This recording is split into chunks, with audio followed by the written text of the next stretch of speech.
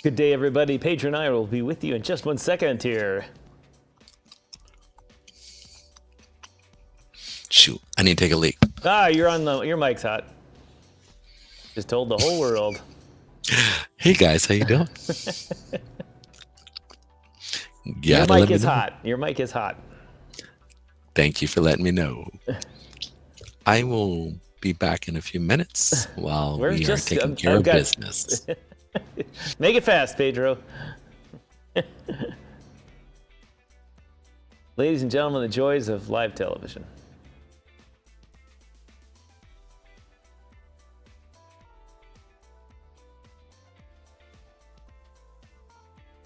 Even sure that's counting down. Is it even counting down? No.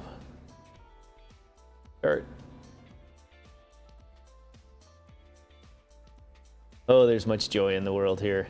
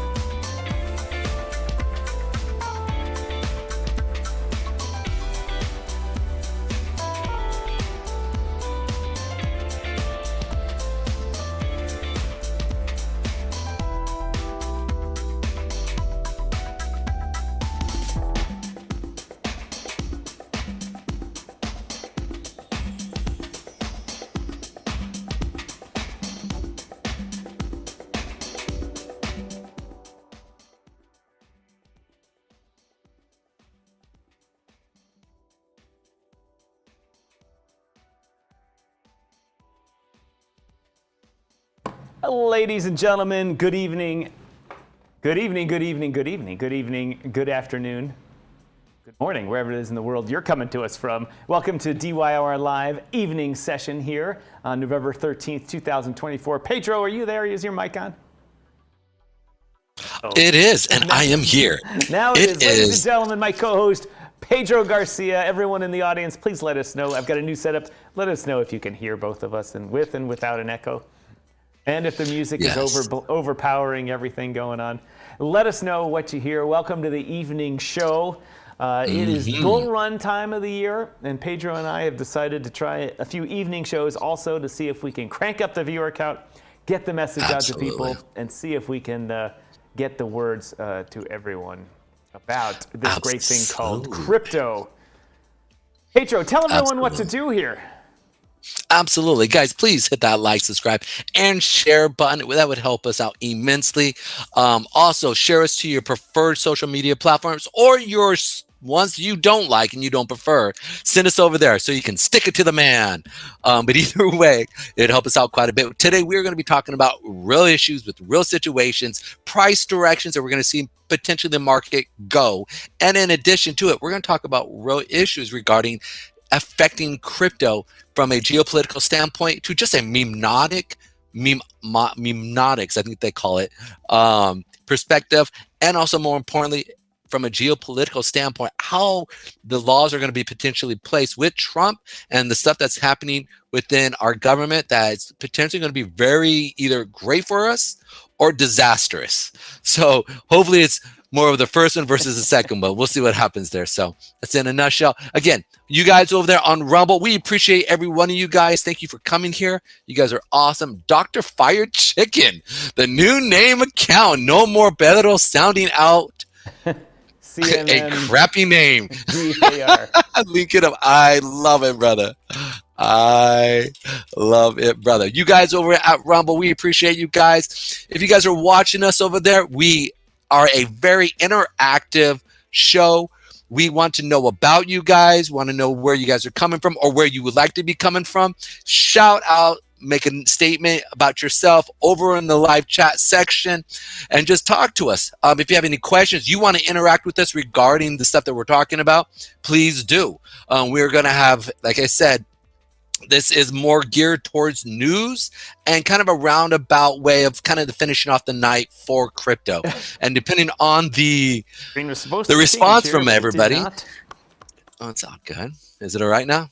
Are we good? Can you hear us? Over to, no, they can hear us. I was trying to switch over to the other area, and so my great Stream Deck box, which worked the entire time after the show. Literally. Stopped working right now, so I'm going to reset that. All right, yeah, Pedro, I'm excited here to do a little evening session. I did some evening shows a while ago with a really small crowd. Sometimes we'll say they were zero. But here's the thing. Today, it is not. I mean, over on Rumble, again, shout out to you guys over at Rumble. Please hit that heart button. We're trying to get up on Rumble there real quick. Rumble is a huge platform with a lot of people. So you guys simply hitting the like and communicating to us at the actual live chat here helps us out quite a bit in relationship to on Rumble. So please, guys, do us a favor, hit that like, subscribe. Also hit that those comment section. Let us know what you guys are thinking, what you guys are feeling. Those always helps us out, especially about the statements that we're going to bring up. Some of them are going to be controversial, right? Other ones are going to be very just generic, but we need to bring it up because that's where the market ended up today, and partly wherever the news is sending us and whatever the news is given to us, we're going to display and give our own opinions, and we want to hear our viewers' opinions as well, whether it's crazy talk or whether it's pretty sound and awesome. Either way, we want to hear it because, well, you're like family. And when I want to hear you, we all got the crazy uncle, and we all got grandma over there who just wants to talk about what she wants to talk about. That's all I'm saying. That's right. Okay, so talk to me, Tom. How you doing this evening, man? Good. I enjoy. I enjoy this a lot because I've got a new setup here. I've got a new. I love it. We're sitting here on the couch. If I were to hit the solo button here, I'd be like, "Hey, I'm on Couch America here, ladies and gentlemen." America. I decided to go with a little American look. First of all, I'm in the United States and I'm not in Canada, so I got that going for me. And two, hey, we're broadcasting to Rumble, and we're all happy that there was a victory. And some funny stuff, Pedro, is going on with the appointments coming out. It'll be fun to talk about that. Absolutely. It's just crazy stuff. It really is. But it's very, when I say crazy, we don't mean crazy as in like, oh my goodness, that's turn. It's more like, wow, interesting crazy. Like I didn't see that coming. Okay, here we go. Didn't see Matt Getz coming. Right? Yeah. Especially Getz, right? And the whole entire situation. Rubio, that, and watching him interact with the media and him interacting with the whole entire situation, I just think it's funny, especially when we're talking about like, crypto, and he hasn't necessarily come out and disavowed crypto, but he hasn't said he's 100% for crypto. So it's gonna be really interesting to see him come in and be like, well, Mr. President, I do like crypto because they're pretty generous and they help me and me get going. So anyways, that's gonna be really interesting to see as we move forward here. Steve Beck, I'm working on getting the comments going up here, but Steve Beck, welcome to the show. New viewer, I'm guessing. Good to have Chuck you. Jansen, Dr. J's in the house. Thank you very much, Dr. J. Of course, to everyone watching on Rumble, we know many of you watch without accounts over there, but if you could be so kind as to, for those of you who do have an account, log in and hit that like button. We go a long way. Yeah, if you guys do that, I promise I'll send you a half a penny every time. He might even sing too. I'll make a song for it, and then we'll play it every time. No, never mind. You guys will run around crying. No. By the way, Steve Beck, what's up, dude? Good to see you, brother. Actually, is that the Steve Beck that I know? If so, what's up, man? Hope you're doing well. Guessing that's the case. Well, it might not be. So, Steve Beck is a kind of common name, but it's a person that I grew up with in high school. I believe his last name was Beck, so that's what I think it is. But either way, it's still cool to have you guys, the new guys coming in. Please hit that like button as well and share button. That just helps us out quite a bit. So let me go ahead and go over quickly Bitcoin here real quick, how we finished off the day and what it looked like, and then we can go right into a couple other things here real quick. One, Bitcoin did a bit of a sell-off, but the best thing about it here is that we actually saw Bitcoin close above the previous day high, which is right here. And then additionally to that, it came in with a decent amount of volume. So this is what I like about it, is that it closed above here. We left a good seller wick here for us to climb. Because remember, we always talk about where sellers are, there buyers can climb up, right? Because when we have a lack of buyers, right, and there's more sellers, pushes market down. When we have a lack of sellers if we have a lack of buyers and more sellers, the market will go up, right? Because it pushes things up because you're meeting it. I know that sounded really, for those who don't really look at the deep nuances of the markets, you have buyers and sellers that come in equally. And when typically when you're losing out on sellers, buyers can't buy to push the market up. So you want to see more buyers step in. And so that's the situation that's actually going on here.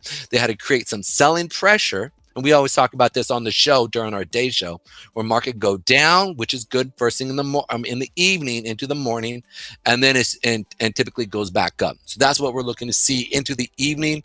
But right now, as we finish up the day, it is looking sexy as ever for me as a trader. So we're staying above the 8-period moving average. Sexy probably AE, not AF. Saying? I said sexy AE, not sexy AF. Oh, sexy. As ever, not at the other term is A. Oh, that's up. Okay, I got you. Yes, you're right. Also, shout out to Kova. What's up, Kova? It's good to see you, brother. The Kova Crypto. All right. So it's looking really sexy AE. I don't even know what AE is. So as ever. As ever. That's oh what my you goodness. just said. Sexy AE. There we go. I like it. I like it like that. Anyhow, so that's what I expect to see. Expect to see maybe a bit of a pullback. That pullback, we should be able to sit there and see it potentially come down to here as we come and test that 8-period as we come up and tap it. Now, I honestly think that there's going to be some. We've talked about this on the show. I expect to see some good buying kind of coming every time we see a sell-off. So I think that's what we're looking to see as it come back down. I'm looking at that 87 to 86 for a quick play as it bounces off. We're looking, like I said, for it to bounce off, take initials out quickly as it continues. If you're going to do a day trade, that's one of the things we always talk about, right? So I would think that would be dope-alicious to see it really, actually happen the way I want it to go.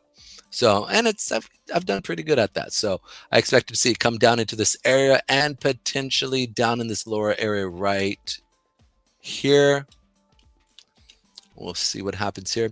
To our new viewers over there, we thank you so much. We do have a new time, and it always helps us out quite a bit. If you guys just, you're right. An additional time. I wanted to say to Kova's wife, Pedro, what are we going to sing? Because we're going to sing at the Kova Crypto, where camouflage and crypto are music and fashion. I got that wrong. At the Kova Crypto. Dude, we just straight up sang. Wow, YouTube account deleted instantly. Yeah, right. Like immediately, people are like, "Okay, we join on here," and these guys are a bunch of wackos. God Almighty has joined us, and he's saying, "What the f is this?" He's saying, he's disavowing his creation of the human race. Disavowing. He's like, "I'm done here. Time to go." But it's real nice stuff.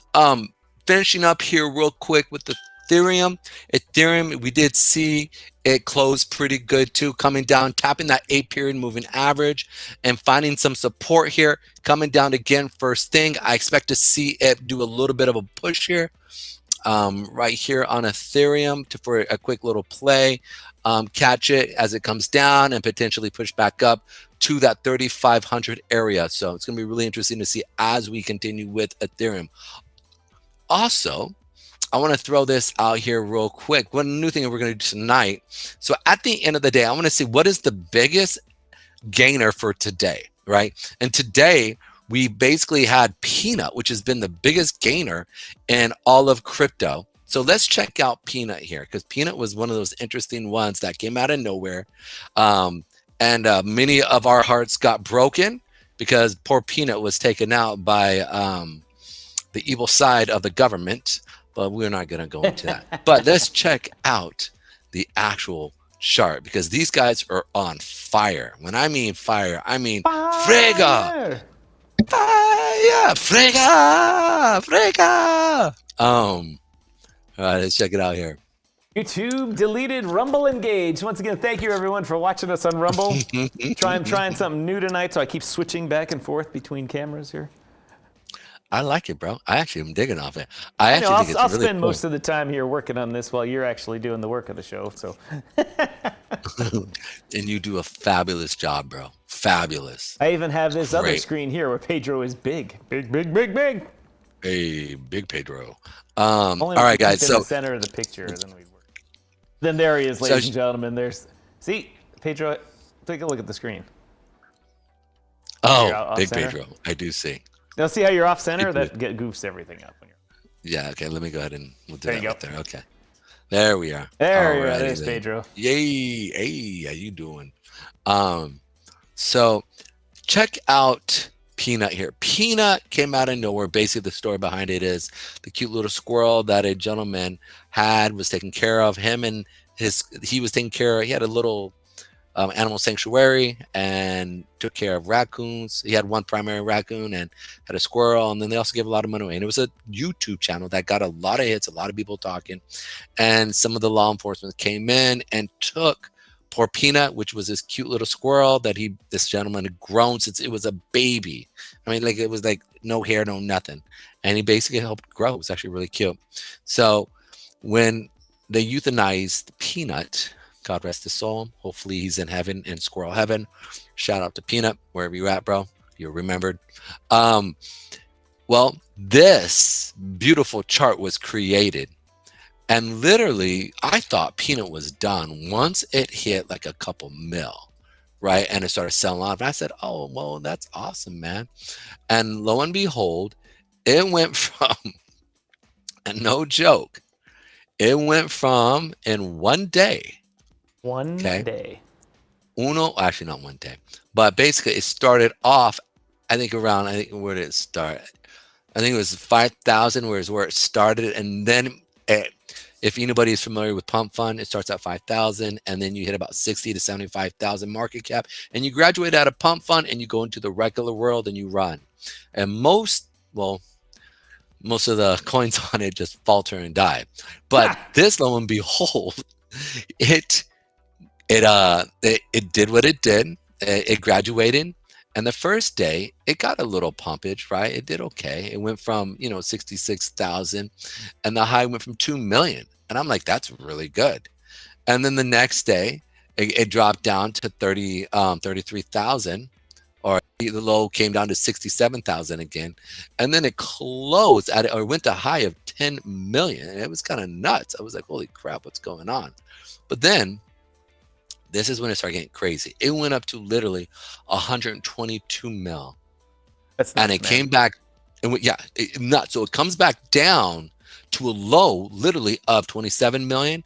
And then look, this thing, I mean, it just went parabolically stupid.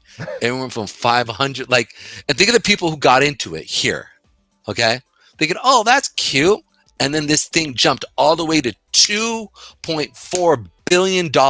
These people right here who got in around 4,000, 5,000, 10,000, 20,000 are now wealthy. And this is how I know it's wealthy. If you look at the 24-hour volume, this thing has been trading at literally $415 million being traded in on it, going. So there's big money with a lot of volume. So there are definitely millionaires in Peanut. And I'm pretty positive, hopefully, some of them are going through and they're capturing their profit. So shout out to you guys for in Peanut, and congratulations. Only in crypto can this actually happen. Only you.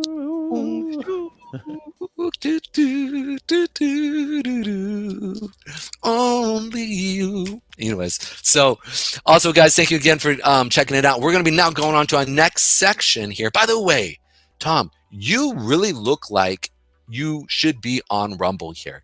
I mean, you've got the flannel, you've got the mullet, dude.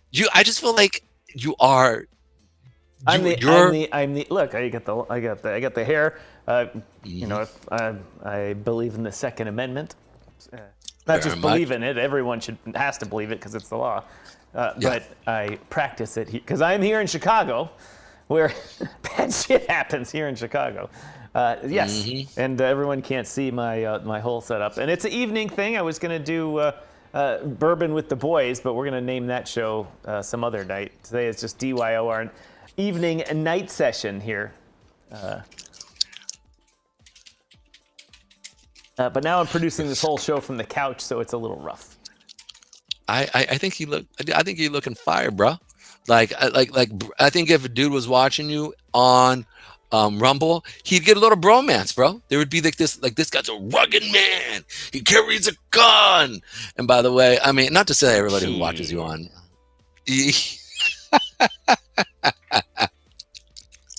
Oh, that's funny, dude. That's funny. So shout out to Dr. Fired Chicken talking about the poor roasted square nut ascending to heaven. Shout out. Everyone, I just reset my comment system here. If you could do me a solid here and drop some comments here, preferably some funny ones that I can put out there. See if they show up on the great system. Come on, no whammies, no whammies, no whammies, no whammies. Let's go. Alrighty then. While Tom is doing that, I'm going to bring up a unique situation here with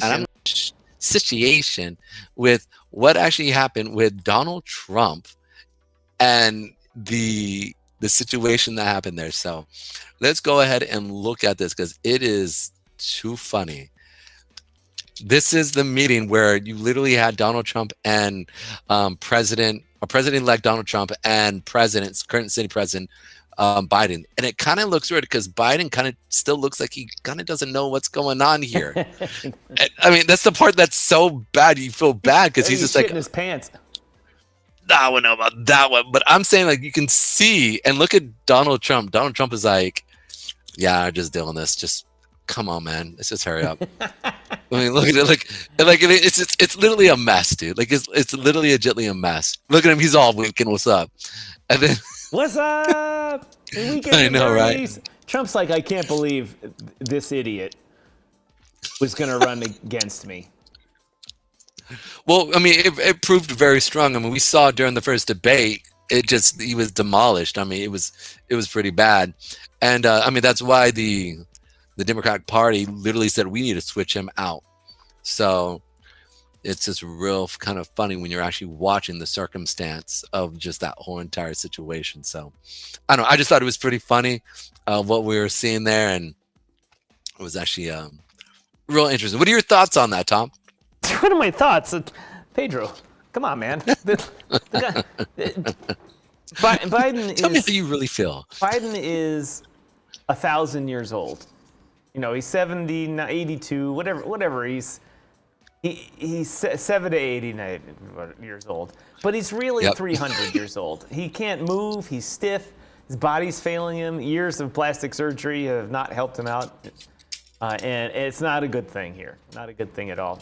And my question is, who the fuck has been running the country? You know what? I realize we have a great bureaucracy that gets things done and all that. I get that. But decisions have to be made. And the way politics works, as soon as you show weakness, your adversaries, who might not be some other country like Russia or China, might be internal to you, saying, I want that job, or I want to undermine your policy. As soon as you show weakness, man, it's over. They attack you. And who's minding the Biden shop? Is Joe Biden in there going, oh, sorry, you effers, go F yourself? You know, what exactly is going on here? Absolutely. I'm a little miffed by it. A little miffed by it, Pedro. I can only imagine, my friend. I understand with a lot of people. I mean, after the first real debate, we sat there and people were kind of like, now I'm more centralist, so in that aspect where it's like, hey, he's an old man, you know what I'm saying? But in the same sense, you also have Trump around the same age. And I mean, and there's such a vast difference between one over the other. It's just, it was kind of scary to sit there, like you said, was who's been running the country? You know, and I would love to sit there and believe like he's running the country and doing stuff, but when you look at his interaction with people, sometimes it just seems kind of just weird. right? And I'm almost using what the left lead, Yes, left totally. Libra. Go ahead. It's weird. It's just like Yeah. it's really no different than Camilla's appearances. Everything was scripted. You stayed on script. You said the exact same speech at every stop. You just only stay in your little lane. And then, trust me, I have no love for Mr. Trump's antics or his craziness from his first term or the weird shit that happens in this commercial life. No love for it at all. He brought shame to the U.S. and a number of times diplomatically ruined all of our foreign affairs. But he was naive. I'm giving him a break on this second run here to see if he can do something different. But compared to the disaster, the absolute fire disaster that the Democrats created, dumpster fires, I left out the word dumpster fire. They're running the country like the people here in Chicago are running the city. Just like, where did they come up with these dumbass leftist policies like let all the criminals out? Let's spend all of our money on climate change. I agree, clean the air, great. I like it. I like clean air. I grew up in the 70s when the air was all brown and disgusting. And the kids now today's are like, our environment is dirty. I'm like, shit, you didn't grow up with lead fuel coming out of the muffler of a Vega, man. Come on, man. And our cities were all brown. They were disgusting. And all the old people have cancer now because of it. So yeah, I'm just mad that all these people thought these progressive policies were a big important thing and would work. And I could see if some of them may have worked and we don't know because success never gets rewarded in politics, right? But the size of the disaster, like here in Chicago, is the same thing happened in San Francisco and New York and Detroit and all the other cities where homeless abound. They ripped away all the money for their own social programs but didn't put it into mental health. As you know, Pedro, almost all the homeless people are not just homeless because they can't afford a house. They're homeless because they have a mental health issue, which leads to drug addiction and all this stuff. It's terrible. And then they said they had good intentions. I'll give them that, good intentions on saying we do not want young black children, mainly black men, to be sitting in jail for crimes they may or may not have committed, or that the government drops the charges eventually after 2 years. Yeah. And this guy's life is ruined. I get that. That is bad. But what they did is they said, we're going to let everyone out of jail on bail or no bail. Like here in Illinois, there's no more bail. You just go in, you get arrested, they let you out. And you promise to go see a judge. These are people that shoot people for a living. And they're like, oh yeah, I'll come and see the judge. Sure, no problem. They get out, buddy picks them up, gives them a new Glock, and then they go banging all night. Right at it again. And crime skyrocketed. Carjacking skyrocketed, shoplifting. No ATM is safe in the city now. They just steal them, and they just drive trucks through the fronts of stores. The second truck comes and loads the ATM up, go. It's ridiculous. It's like the movie RoboCop, first RoboCop. Police were just kind of helpless. And then they'd say, well, it's a travesty. It's a travesty, so we're not going to let the police chase criminals. So now in Chicago, the police cannot chase on car. Admittedly, they don't train the drivers here because they just drive in the city. They don't train them to chase people. Dangerous in the city to do that. I get it. But sometimes people need to be chased and they need to be shot. And then they said no chasing on foot because they shot a kid who they were chasing. The kid did have a large caliber handgun in his hand. And when the police officer finally stopped him, the kid went like this and his hands like that. The police officer unfortunately shot him, but he had just dropped the handgun. It was a terrible tragedy, but gangbangers get what gangbangers get. And so they said no more chasing the police. Hey Joe, it's a little evening. I got a little bit more animated here. It's all right. I love it, man. I was going to let you go. But on a side note, let's jump over here again to the Coinbase. As a side note, this is going to pivot over here real quick to crypto. It was really interesting to see that Coinbase actually listed a few new coins, and one of them was Dog with Hat. And it was really interesting to sit there and see. It's called WIF, and it shot up. It went from 1.6 milli to about almost 2.5 milli there. So it was really interesting to see that explode from today's today's why am I forgetting what it's called? Today's, what do they call that? Listing for Dog with Hat. And also, which I thought was really interesting, is Pepe. Pepe was actually brought on. So this was the interesting thing that they brought in. And then when you look at Pepe, Pepe was really interesting as well, because Pepe Pepe was just crazy. I was going to say retardio, but I realized like retardio is nice there. But here's the thing. We all know, like in crypto, retardio means just going bonkers. Like that thing, but then I forget, like, most people don't understand the term retardio in relationship to Still got crypto. The wokers out there driving you crazy. Well, I want to, hey, we are entitled to what we believe, because that's what makes America America. I gave I served in the military. Granted, it was just the Coast Guard, but it's still the Coast Guard. It's still the military, as Larry always yells at me about. Larry was a, I think it was, I don't know if it was Navy SEAL. Larry's going to bust my chops over this. But, special ops. And so was Chris Alexander. Yeah, I'm always bust my chops. But it just went bonkers. I mean, let's pull this out here, because this was Pepe. If you were in it, and God Almighty over there on YouTube, I know that man was jonesing. I mean, jonesing to the extreme. I mean, when you look at this thing, they got listed, and today it went from 4013 all the way up to, well, it's now climbing out. It's moving up. It's still continuing, man. So they just blew through all-time high, and it's just still going. Look at that. That's unbelievable. Dude, crazy. It's absolutely crazy. And people are still buying it. It's still going. So like I always tell everybody, when it comes to this bull run, right, do not fade. Okay? Like it's just going to go. Right. And when it does pull back, that's when you buy. Right now, it's not the time to try to sit there and capture the drawdown, when you can literally just get in and watch that baby run.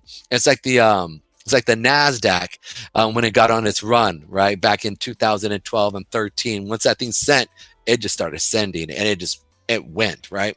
So real interesting as you look into that. Pepe went. It was, so yeah, I just want to point that out, Pepe which was really, sent, really, and it went. Sent. It's sent. On a side note, speaking about money and crypto money, what are your thoughts on Satoshi Nakamoto at $90 billion because of crypto right now, because of Bitcoin? What are your thoughts?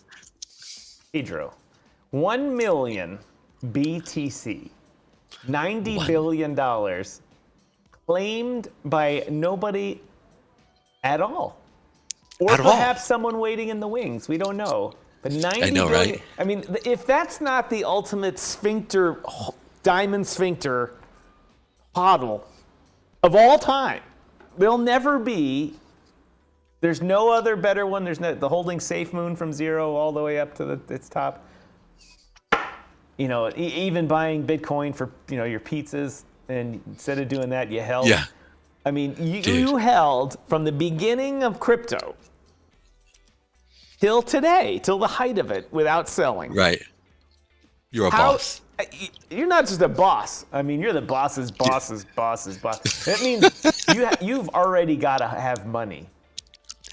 Because otherwise you would have risked it. You would have risked potentially exposing yourself to prosecution, to a government, to extortion, to crime.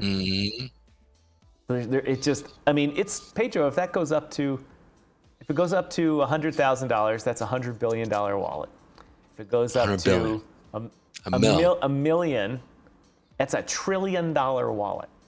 $1 trillion. $1 trillion. $1 trillion. Dude, that's just crazy. You know what's even crazier is if one day, let's say like 20 years on the road, when it's in, a 1.5, 2 million, right? Potentially even 3 million Bitcoin. This is nuts when you think about this. Somebody comes out and goes, oh yeah, by the way, I'm him. Here's the wallet. And he sells 1 Bitcoin. And he goes, what's up? Like, that is like one of those moments. And it's Jake Paul. And we're like, oh, God damn it. Oh, dude, that would be the funniest thing. I mean, watching me just this guy that you just like him, right? It's almost dude, I would sit there. That'd be just absolutely hilarious, dude. I sold Peanut at 300. Oh man, Kova.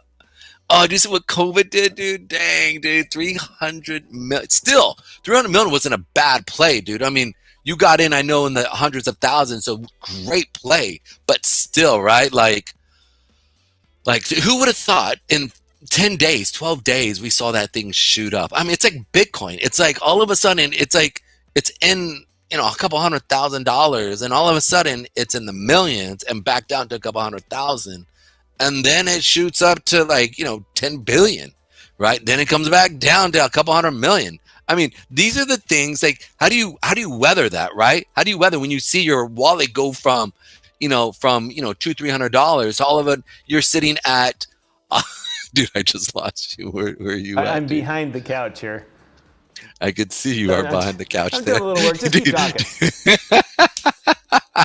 Dude, that could totally be like a meme, dude. Like, what do you say? Like, what you talking about, Willis? What you talking about, Willis? What you talking about? Who's Satoshi Nakamoto? What? Jake Paul? What?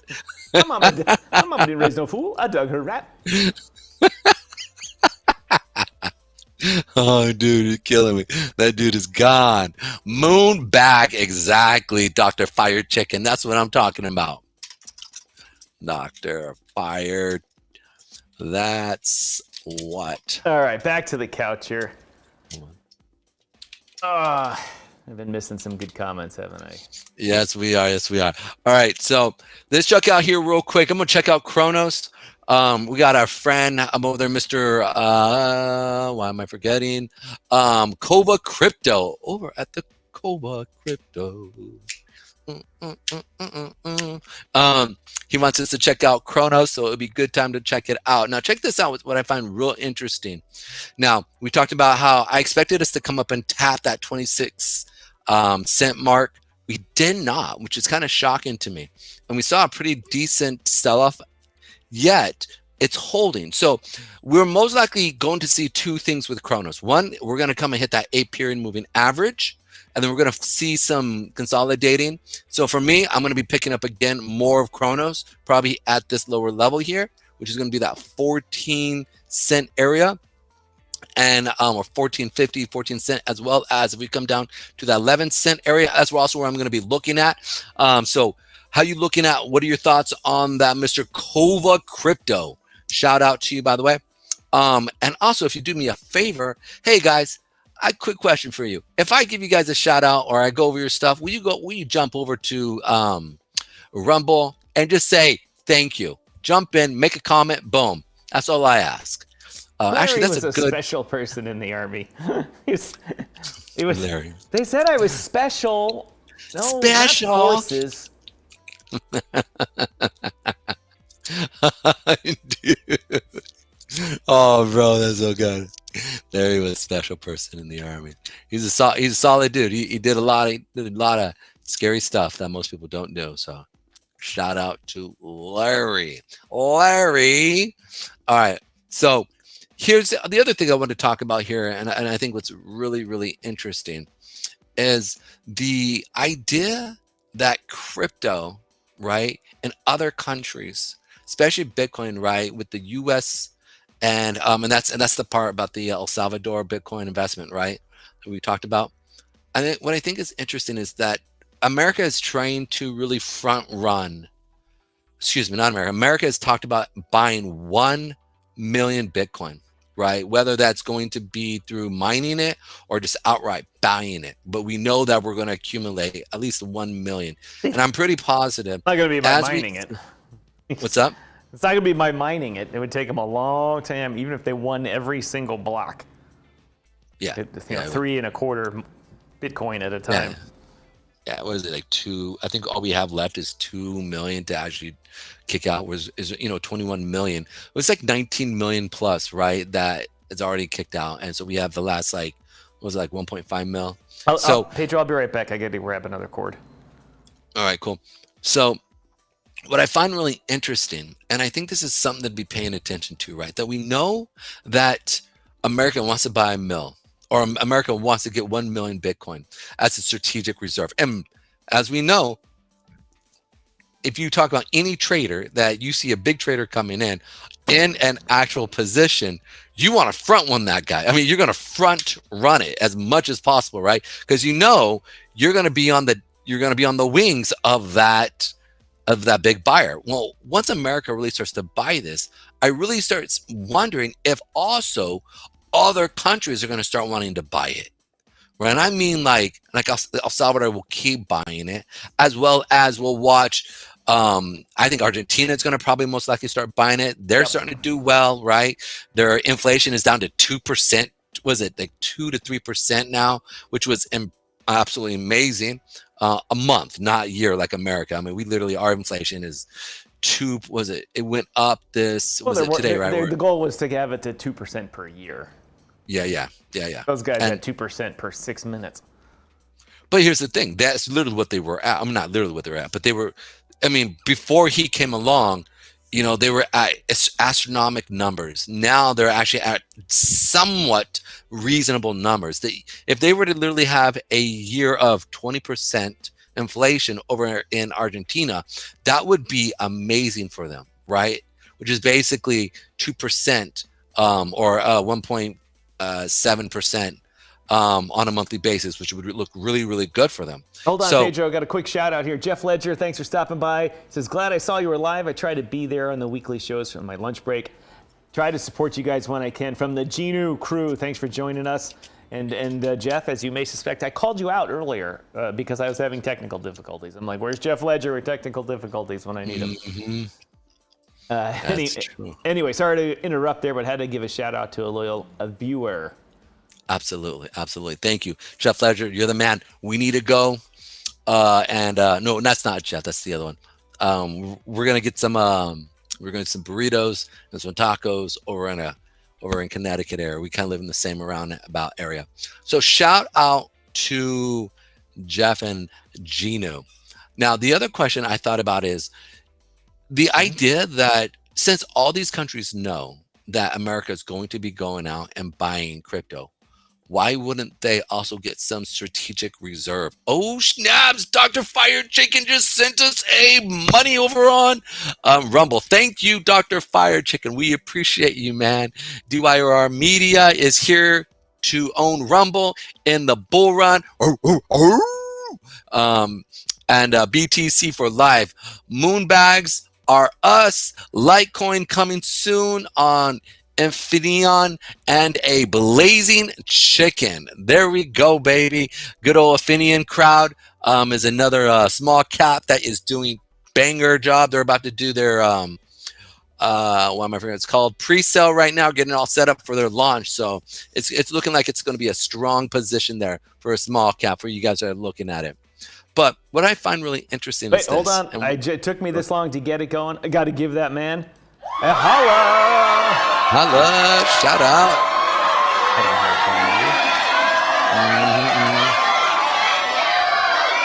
Oh, it's quite loud. Oh, yes. Yeah, it is. It's very. Thank you, Chuck Jansen. Thank you very much. We really appreciate it. As always, here at DYOR Media, we are trying to own Rumble here. We're coming after you, Steven Crowder. I point over here because that's my Rumble screen. I'm coming after you, Steven Crowder. Your 2 million viewers. Ha ha ha. We will have that beat by the end of the week. All right. Yes. If we could just have 200 daily, we'd appreciate it. If a couple of you guys just kind of came over and watched us too, we'd really appreciate it. Thank you very much. Thank you. Appreciate that. But what I think interesting though, jumping back, is a Bitcoin being front run by other countries as the actual system is being pushed out in America. As we start to buy and they really start to see, I think we're going to see Bitcoin easily sitting at the end of this bull run, probably $500,000 to probably $300,000. That's what a lot of people are talking about because of the front running that will probably be needed to actually take place. And also to see the market makers to come in to actually facilitate that on the other end for selling short, or to actually give the actual side to them. That's going to be interesting to actually see what actually happens there. So it's going to be awesome. Really awesome to sit there and see. What are your thoughts on that? Mr. Herlihy. Got my last name correct, Pedro. I know. I was going to mess it up again, but I was like, nope, you got it right on. Herlihy. You got it. It's. I think it was only. We've been doing this 2 years now, and I think it was only 2 months ago in which it was butchered so badly. I was like, oh man. You know what? Rehash the question for me, Pedro. I forget what. No, so the question is real simple. What are your thoughts about the countries actually front running it? Like as Michael Saylor says, I remember. I talk about this all the time. I talk about it in the context of BRICS, and I talk it in the context of BRICS is one of the reasons why the U.S. dollar is strong and gets stronger and stronger is because it's so liquid. And it's so liquid in every country. For any deal you put together, you can get enough dollars.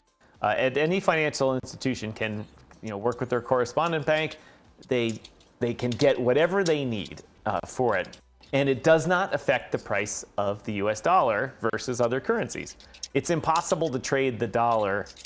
It's not impossible. I said what I mean. It's individual transactions in the economy don't change the value of the U.S. dollar.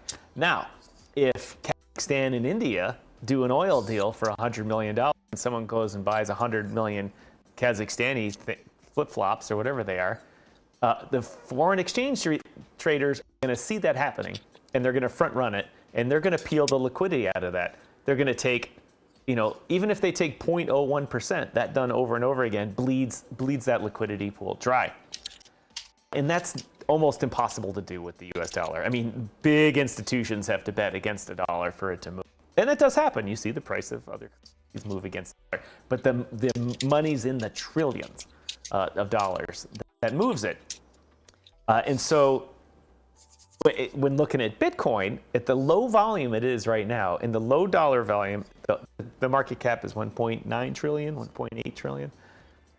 It's not a lot. Front running, you can move the market. If Argentina and Brazil say, you know what, well, not Argentina. Argentina said, no, we're not going to go with BRICS. We're going to obviously stay with the United States and Western economies of the world. If Brazil, South Africa, China for that matter, China owns tons of Bitcoin, and so does Russia. They do.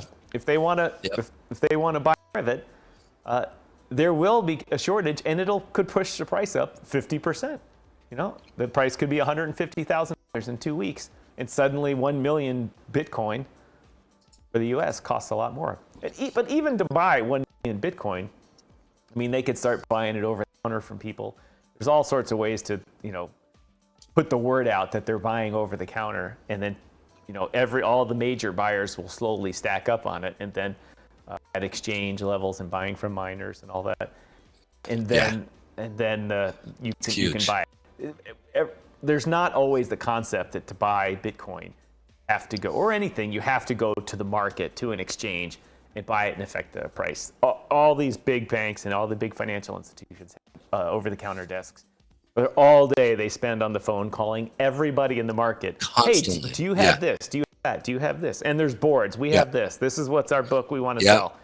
This is what we got. There's private exchanges. There's this kind of stuff. There's all kinds of stuff. Open exchanges. There's deals in between. That can there's derivatives of it. Right. All sorts of shit. And so you can buy a lot and put together a big portfolio of things without it being completely obvious. Clearly, the world with Bitcoin will quickly track wallets, and they'll be tracking everything the U.S. government buys. And so I'm more than certain the U.S. government will come to an agreement with Jamie Dimon, hopefully with Caitlin Long, and other people to hold custody of a lot of these things and do that. But imagine how. Let's think about that, Pedro. And for you viewers, let's try to unpack this a little bit. The ramifications if the U.S. government does, maybe not 1 million, but 500,000 Bitcoin or whatever, and instead of just holding it in a wallet, like on a thumb drive in Janet Yellen's, or not Janet Yellen's desk, she's out, but whoever the new Treasury is in their desk, they say we're going to have it in custody and diversified, so not one hack can steal it all. And those go into banks like Custodian, into other crypto-centric banks, or even the big banks. All of a sudden, there's liquid and balance sheets are strong all over the place to the tunes of billions. Obviously, the rules are right now they can't lend on that. They can't take that Bitcoin and then counterparty agreement against it. But they'll figure out some way eventually. They'll show a strong balance sheet. It'll attract other customers to say this is a strong bank. The U.S. government attracts them, or the U.S. government trusts them to hold the Bitcoin. I'm going to do it. You can hold my money. You can hold my real estate holdings and all that type of stuff. It will be whoever can get on that game. It's like Cameron Fitzgerald holding the U.S. Treasuries for Tether. Yeah, it's a gold mine for them. They get the Treasuries, residual income from their commission part of it, and it strengthens their balance sheet and their customer base. And it can only be a good thing for the U.S. government to put its assets into the business, just like pension plans are managed by individual companies and they hold the assets. And if something goes wrong, they're on the hook for it. They have to carry insurance for it. Spread the risk. It's a good thing. I hadn't thought this through until we talked about it, so it was a good session from the couch on that topic. Dude, sessions from the couch. No, sounds... that term is used. Oh, okay, never mind. You didn't think about that, yeah. Oh, it's Harvey Weinstein calling. Oh, my bad. Yeah, we'll leave that one. It's a good one. I was like, oh, sessions from the couch, and I'm like, no, it's got porn industry written all over it. Yeah, we'll leave that alone. Okay, on to the next thing. Yeah, dude, I think it's just really interesting to see, and I love how you elucidated on that idea of really that front running and paralleling it with many of traditional markets and the vastness which we could truly see a 500,000 Bitcoin. And the best part behind, I think that what I really like about this is that Bitcoin is, I don't want to say deflationary because it's not, but it's non-inflationary, right? It holds its value and it stays strong. And regardless of, let's say we start to, and I want to talk about this a little, but jump right into the inflationary aspect. We all know that there is gold all over the world. There are tons of asteroids out there with literally, the size of, a continent of gold. And once we start to, mine asteroids with Elon Musk in the next 5 years, but in the next 30 years, 20, 30 years, the price of gold is going to drop. And it'll be really worthless. And so in that same sense, Bitcoin, it will be one of those substantial places that we can actually hold value to as the evolution of the human race even progresses, as we start to look at. And if you don't believe that the world's not round or flat or whatever you want to believe, I think it is, but either or. I like the idea of just what potential it could actually bring. Jumping back to this idea of the non-inflationary, let's check out the idea that Dogecoin, Elon Musk's statement today saying, Dogecoin, being a good thing of not, can't create more Doge, and that it's it's not going to play. I thought you can create more Doge, or did it reach its limit? I think or maybe it didn't reach its limit, and it's just one of those things that I maybe didn't research enough. I think he said that it's inflationary is an okay thing, that it's not limited. I think maybe that's what he was talking about. How about one of you readers let us know what he said there, because I have access to the article while I'm sitting here on the couch. Don't have my 9-screen monitor thing in front of me, but I'm comfy, having a nice bevy instead, though. Or Pedro will. Nice. All right, so here we go. And again, and many of you guys over on Rumble, I have talked about this with you guys. You're probably a little annoyed, but we're an interactive core group, and we like to hear from our clients. We like to hear about them, and we like to know about what they're thinking. And so if you want to jump in on this and make a comment about it, please do. Speaking to our guys over Pedro, on YouTube. Did you just do something? Did I do what? What are you talking about? It says $10 from Pedro Garcia. Well, whoever that was, smart man. Smart man is all I'm going to say. Because the reality is this, is whatever show that person gave to, Great job. So go algorithm. Get it. Go algorithm. Algorithm. That's what I'm talking about. Shout out to that whoever set that up, and appreciate that very much. Thank you very much. Yeah, here Chuck looked into this for us to clear it up. The supply does build forever. Mm-hmm. And that was one of the big differences when they looked at Bitcoin and the developer who famously owns nothing. He's kicking himself. Could have been one of the richest guys in the world. Yes. He said, no, I want it to inflate. And it was a meme coin. He said, I don't care if it inflates. It's a meme coin. He had no idea it was going to do this. And he disavowed it before it became even legendary status. So who cares if it inflates? Big fucking deal.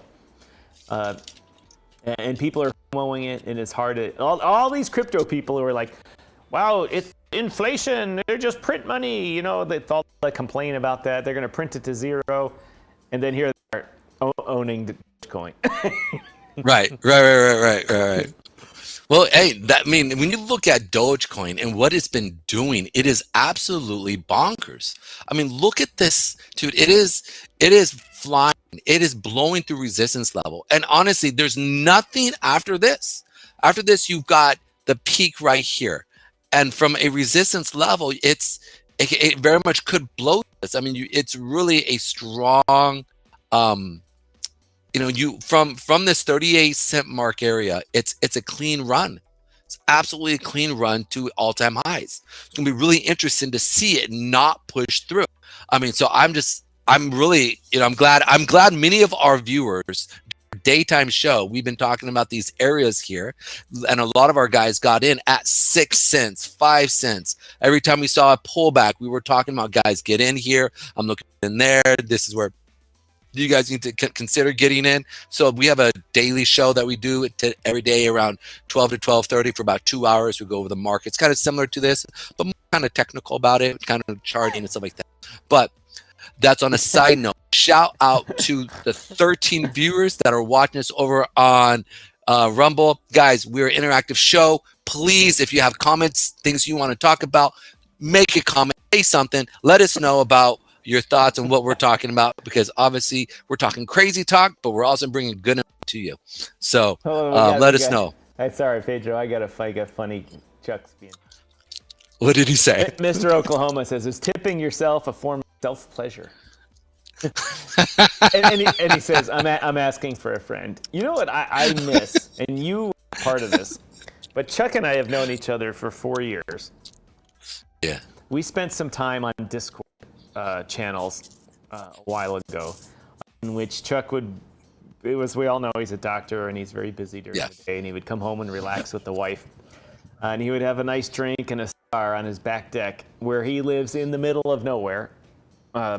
And nice. you could hear you could hear the outdoor, and his phone microphone was so good. You could hear the comings and goings of the creatures of the night.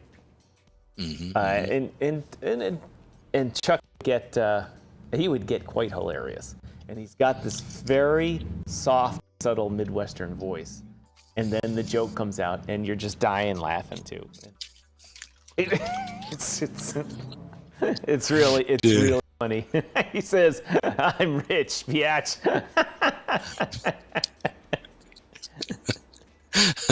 Cobra Crypto, thanks for joining us on the Rumble there, and get 13 likes. Get these guys out. Let's help them. Help us. Tell your friends. Help you. Hey, there's a new show going on here. Tell something. Like I said, like I would tell everybody, please share us to your preferred social media platforms and the ones you don't like, okay? Because either way, it's helping us out. If you want to make fun of us, talk about my big nose, I got long hair, I'm a weirdo, I look like too long of neck beard, whatever. I enjoy it. Bring it on. We can have a nice little tussle as men as we do with our verbal tit-tat back and forth with each other, because it's always fun. All right, so next thing I want to bring up, and I think is really, really interesting, right, is what's actually happening here in Washington. You know, with everything that's happening with Trump and who he's putting into the market, I think it's crazy, right? That this idea that Dude, I mean, he was already a man with a target on his back, but who he's bringing in for like the Secretary of State, right? A nominee, right, from Mark Rubio to Matt Gaetz, dude. Tulsi Gabbard, dude. These are non-traditional would be in these roles. And I mean, do you think they're going to get through Washington, or do you think it's going to be more or less this fight back and forth? Because I mean, some of these might not get through Washington. You know, even though he's got a Republican. It'll be a fight, even though he has a Republican base. He has a Republican Senate, which means he can get confirmation. The Democrats are going to extract promises of money and spending out of Mr. Trump to not filibuster everything. And so if he wants them, he's going to have to pay, and it's going to run the debt back up too. So Mr. Trump, President-elect Trump, is in a bind here about wanting to rein in the debt and to get his nominees for various positions sailed easily through. And he's going to say he's a person of public perception, and he's going to want to be getting out there and say, all my appointees went through real quick. He's going to appoint 1,000 judges. He's going to do all this kind of stuff. And he doesn't want Elizabeth Warren filibustering. She's going to filibuster every one of them, and she's going to say, no. And it's going to cause the Senate to change its rules and end the filibuster. And while a lot of the time it stymies good work, many times the filibuster helps prevent bad things from happening by not letting the majority run over the minority. If they were to change it, it's anonymous. They don't have to put their name to it. If the Senate were just to change it so you have to put your name behind saying, I'm opposing this, then that would be a lot better. But I think some of them will have some trouble getting through everything, because even some of the Republicans, like we talked about before the show, when they announced it in the room, the private room, people thought it was a joke that Matt Gaetz was going to be appointed Attorney General. I didn't even know he was a lawyer. I guess you don't have to be a lawyer to do it. You can appoint anyone. But even me, I'm like, oh my. For many, I thought he was the village idiot, and here he is up for appoint Attorney General. So either he got his stuff together really quickly, or there is a couple of villages with their leader.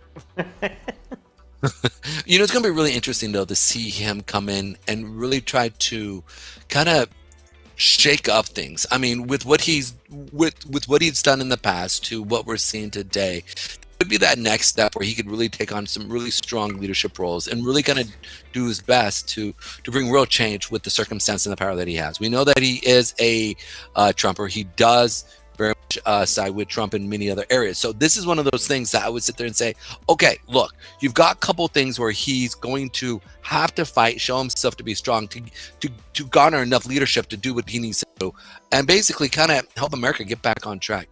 And it's going to be really interesting to see what he does in his leadership role here.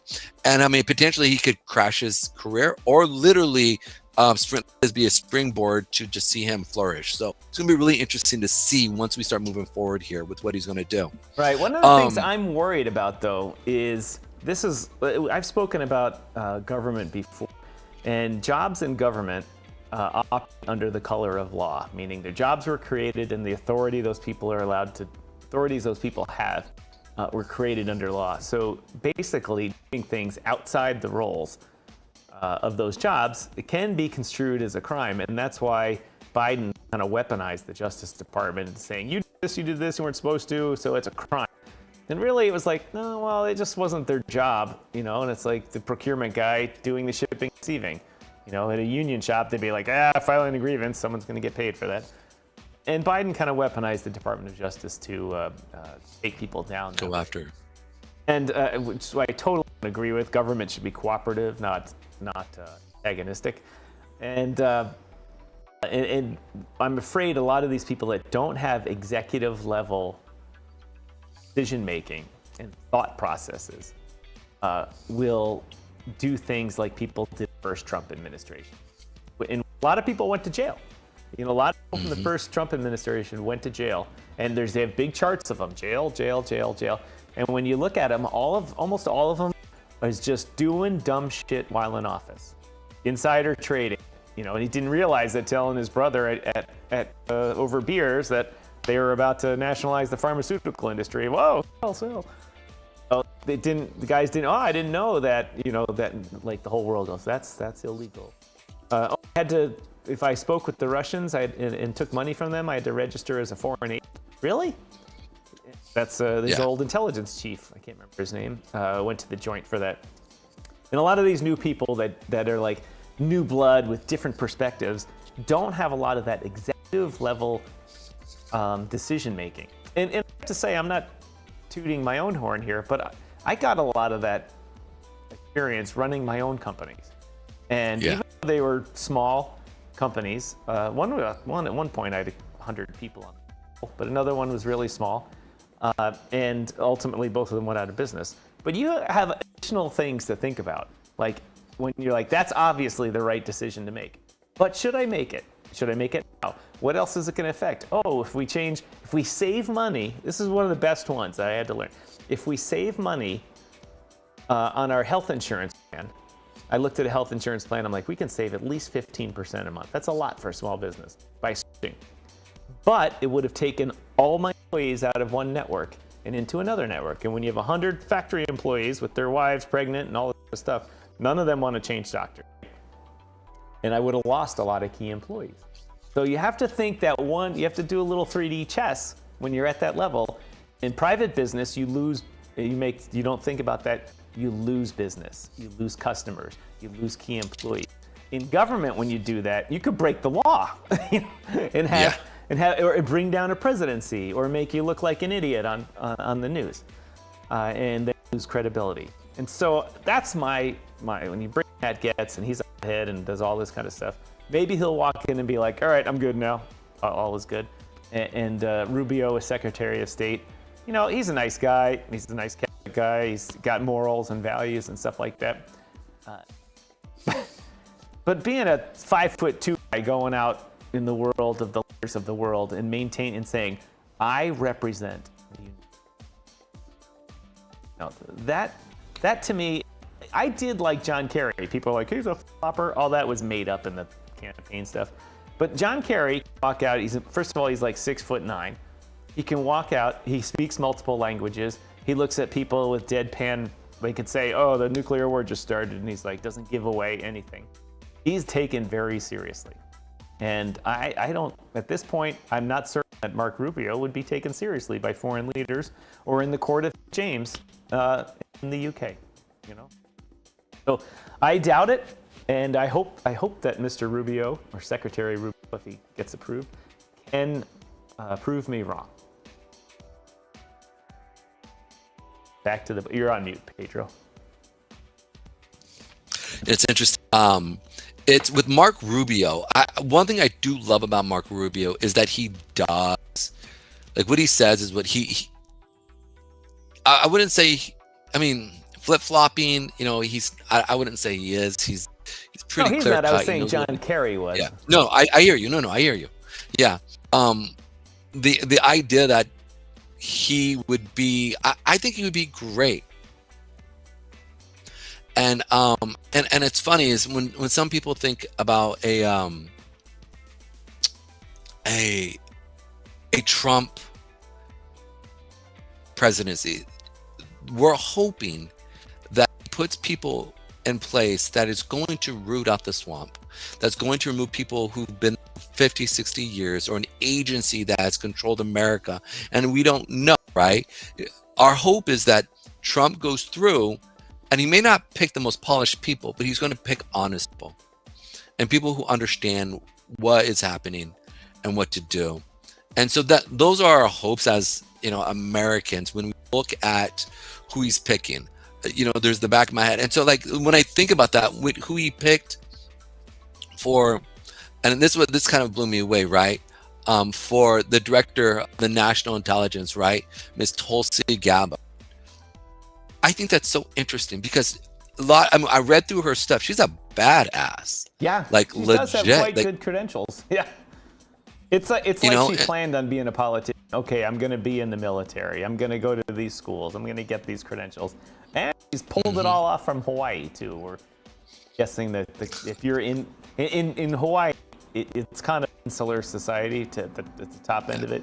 So you need, if you're at that top level with credentials and on the ins with the families there, and then you can do that. And she played that game very well. I give her credit for that. But that being said, we don't know. Let me rephrase that. I don't know. Other people probably do. What her decision is, like does she wake up the president when a Russian ship drives off of Miami, and when the media get all crazy and like, oh my God, and then like, well, they've been doing it every year since they invented ships, because they go to Cuba, which is right there, and they go around Florida. We track them. Does she have that, national intelligence director? Acumen. It has to, you have to play that 3D chess. You have to think, what are these 5 things going on? How are they coordinated? How does, that looks like a coincidence. No, it's not a coincidence. You have to put all these things together and eloquently summarize to them those positions. Somebody that needs to make a really important decision. And so I guess it's for the Jack Ryan novels Tom Clancy wrote. When Jack Ryan, he goes from being an intelligence officer and he rises all the way up to become the president through situations. Hey, we're losing part of your. My voice is dying. Yeah, you're coming in and out. Yeah. Check 1 2 1 2. Is that better? Oh, yep. There you go. Not better. This thing, when my lapel opens, it gets worse. What I was saying is that I was talking at length about the ability to distill intelligence into a simple 30-second elevator ride to the president to make a decision. That's very difficult. It's very difficult for anyone to distill anything with intelligence, never mind have to provide it in a manner which educates someone about it, especially the person with the button. Boop. Right. So here's my question. So for her, you feel as if she might not have the qualifications to be able to distill the information in an adequate way. Oh, or do you think we'll my concern. see? That's my concern. My concern is, does she have that that thought process, that kind of spook and executive level thought process, to take a whole bunch of information about the economy, like it's simple things like that we see. Oh, there's a 20% spike in hash rate coming from out of these trunked lines that come out of the north part of Mongolia, and you're like, well, that's weird. Mongolia doesn't mind. Oh, we China. also meant that China just visited Mongolia. Yeah. So now they put that together. And so there's a lot of that. And I realize the staff of the intelligence agencies is vast, and they ferret most information out. Somebody still has to put that all in their head and tell the president about it. That would be a fun job. It would be awesome. I would love to do it. I was going to say that. That's exactly what you would love. That would channel that'd be like, dude, don't tell anyone, but the Russians got subs all over the place. What should we do? Have a Reddit sub on 4chan or something. Oh, dude, that would be great. That would be absolutely awesome. Speaking of that, when I think about the economy, what's actually happening, especially special interests that we see in Washington, it's interesting to see what Doge, what Musk and Ramaswamy is actually developing, right? And I don't know if many of you guys know. Oh, actually, probably everybody knows what. I know it sounds. Why am I forgetting what it's called now? For Doge, it means Department of Government Efficiency. Government efficiency. That's what it is. Yeah. And so many of you guys don't realize that Trump is setting up us to go inside of the government and saying, "Frego, frego, frego." Frego. Speaking of the Argentina, what they're just throwing away things.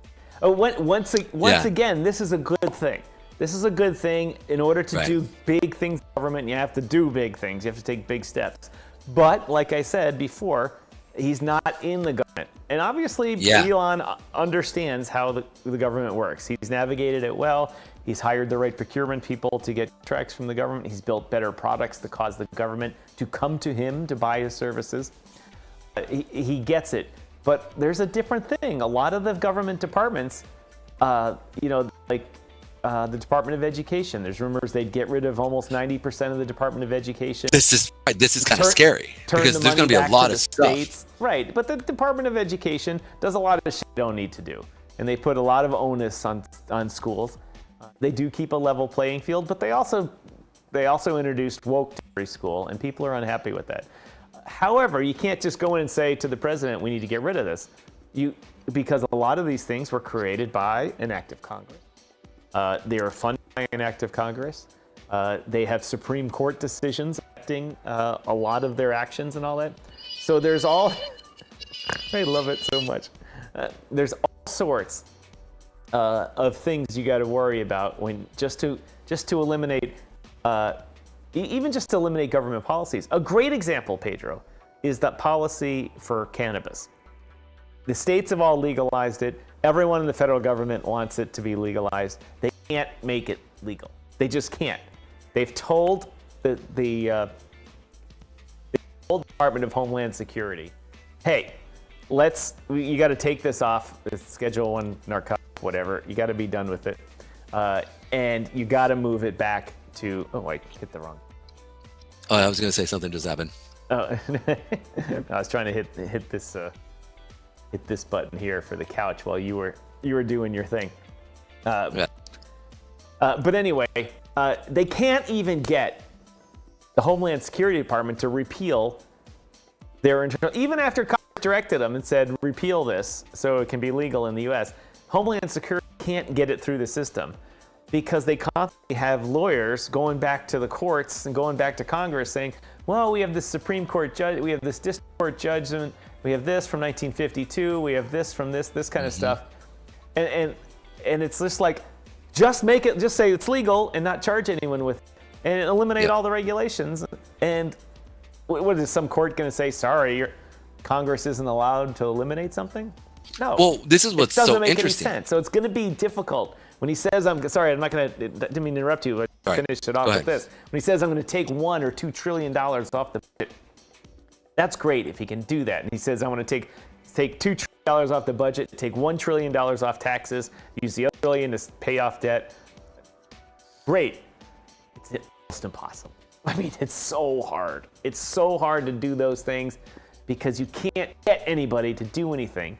And that leads to the topic of Trump wanting to replace a bunch of people that have civil service jobs with political bureaucratic or political appointees to get the machinery moving.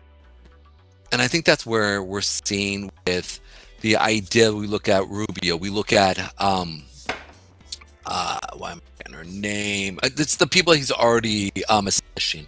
They are not necessarily the type that I think you would normally place in it, but I think they understand the intricacies within Washington and being able to remove things around and say, no, we don't need this. And say, hey, Musk, go look at this. This is what we need to do and set this up. And it's going to be really interesting to see as we move forward. I think it will take ground. I think it will definitely hold fire underneath some people's feet to say, hey, this is BS. Why is this here? Right? This is a waste of money, of taxpayer money. Let's stop this, right? I think just them putting out these things saying, this is wrong. You need to deal with this.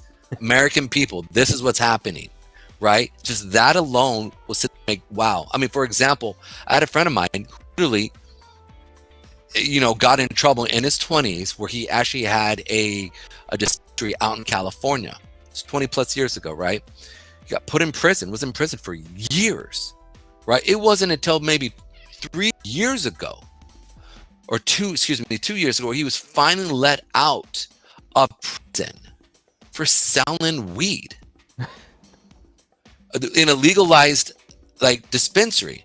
And I remember I would go and listen in on his cases, and I remember finally when he finally got up to this one judge, the judge goes, what do you mean he's in prison for selling weed in a dispensary? Wait, what?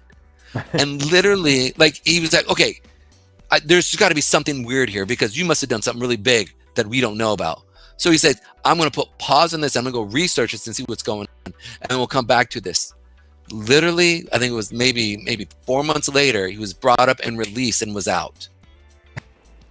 Like, it was like, but he'd 4 months more. Yeah, 4 months more. Exactly. And it was crazy to sit there and go, how is this possible? Like, how is this that this man is in prison?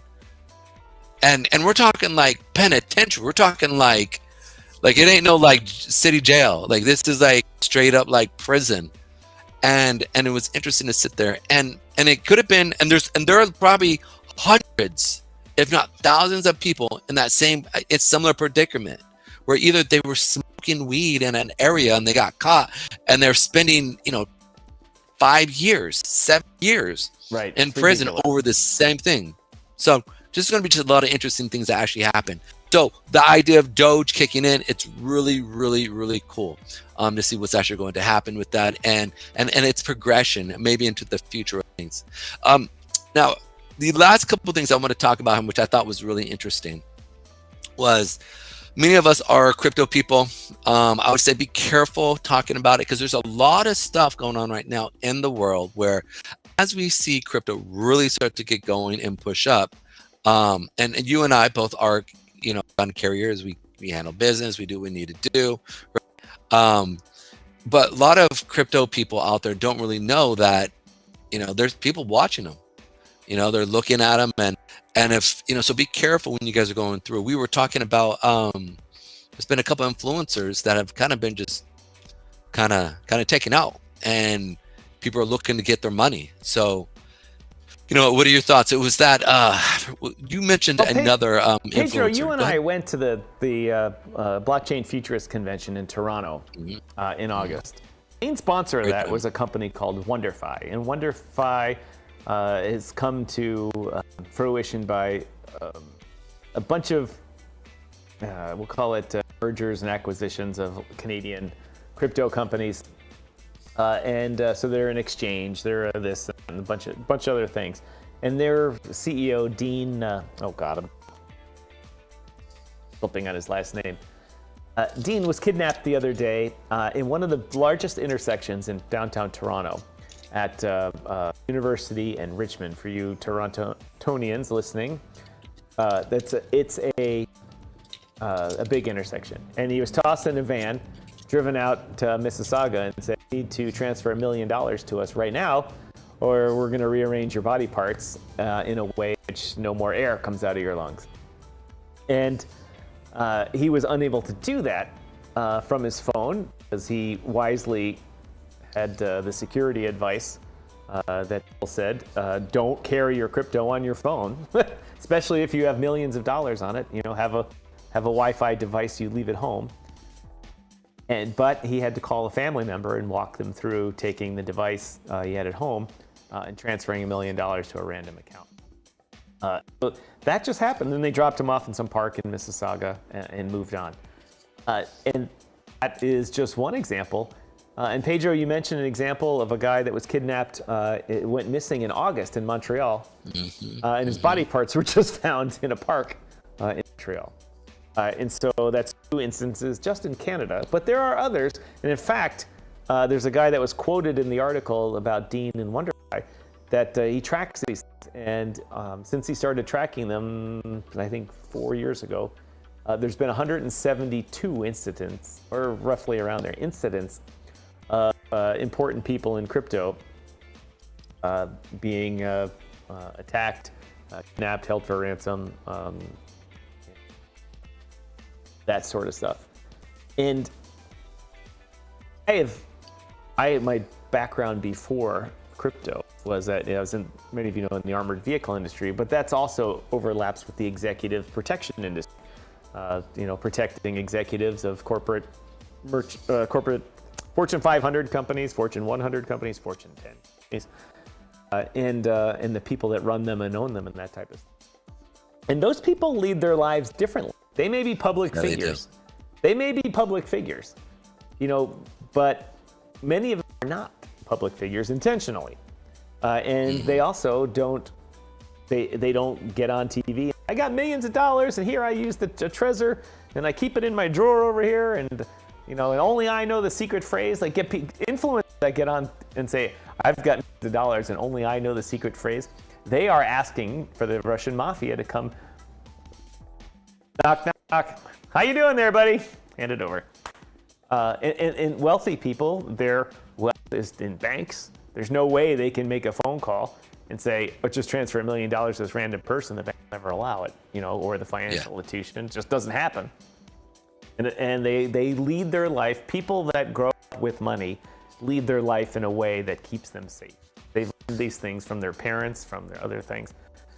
Elon Musk, a very popular person. He goes around the world. He's the wealthiest person on the planet. He rides in a private jet. He has bodyguards. He has cars pick him up everywhere. He has planned agendas. He has unplanned agendas. He took down that kid that tracked his private jet. He's like, no. And then he finally couldn't. People can private jets, so he started hiring paid for his own jet to go to different places while he went on, other jets, other places. Talk about an expensive way to try to be private. But my point is that wealthy people have precautions so this doesn't happen. People in crypto have new money. People that have new money make old mistakes. And they make old mistakes by advertising their wealth, give people online the opportunity to steal it from them. And they live public places too. Wealthy people live behind gates. They have bankers that do things for them. And so it's not surprising that a lot of people, especially because a lot of these people got their money by scamming people, front-running people, or doing nefarious things that would be called criminal by the SEC or by law enforcement dumps. The guys in Brazil, the guy ended up in a trash can. They tried to do the Breaking Bad and pour the acid on him, and they didn't have the right acid, so it didn't work. But he's still chopped up in a million pieces. Yeah. They do dumb things with their money too. They lend it to the wrong people. It's a problem, and it attracts attention. And ultimately, Pedro, when we become hugely successful, we're gonna have to live on the 100th floor of the Burj Khalifa, and have our cars and jets and all this type of stuff, and our handlers, and our people. It's gonna come someday here, Pedro. So just be ready for it. Yeah, that's the part that's so scary, right? When we think about it, and I mean, if or when we do, and we see thousands of viewers on it, I think one of the things that I think is really important is to be able to just be gracious to people, right? I think the people who are more charitous and take care of people, they win the favor of even the criminal, right? One thing I've learned about in criminal outfits and that I've seen, like when you watch a lot of the shows, they're very religious, which is interesting, right? And so if you act like a BA and you try and act like you're tough, they're going to test you, right? But in that back end, I feel like but the people who are actually trying to look and help people out, I think it's a huge thing, right? Like they are very charitous, I feel like. And so just helping people out, I think, not being stupid, but, giving money to help out the orphan, the widow, the people who are destitute, I think is one of the most important things to do. If you do have money, or if you don't have money, but you have time, devote yourself to that. It's like right now, the Mega Millions at $187 million. And every time I play, I plan to win it. And I'm like, all right, so when I win it, and I figure you get about 44% of it when you take the present value less taxes and all that. So I'm going to get about, say, 150 million cash. So your friends are going to bug the shit out of you for money. And everyone's, I want to start a car dealership. I got a restaurant. All the places where people lose money. No. And so I've got a plan. At first, I'll set money aside and have a foundation, and I'll hire somebody to run it, manage it. And I'll give them guidance. These are the topics I like. And give away this much money a year. And then somebody properly, and if family members or somebody comes to me and says, hey, I got a great idea for a new strip club, then I'll go see my foundation. They manage that for me. So that handles that. And then I have to have my MC Hammer posse, right? because all your friends want to hang out with you because all of a sudden you're stinking rich. I haven't been stinking rich. So I've got my posse. I've got a guy lined up to be my pilot because he's a pilot, loves aviation. I got another guy who's in charge of golf times because he's a super golfer, so he's in charge of tee times.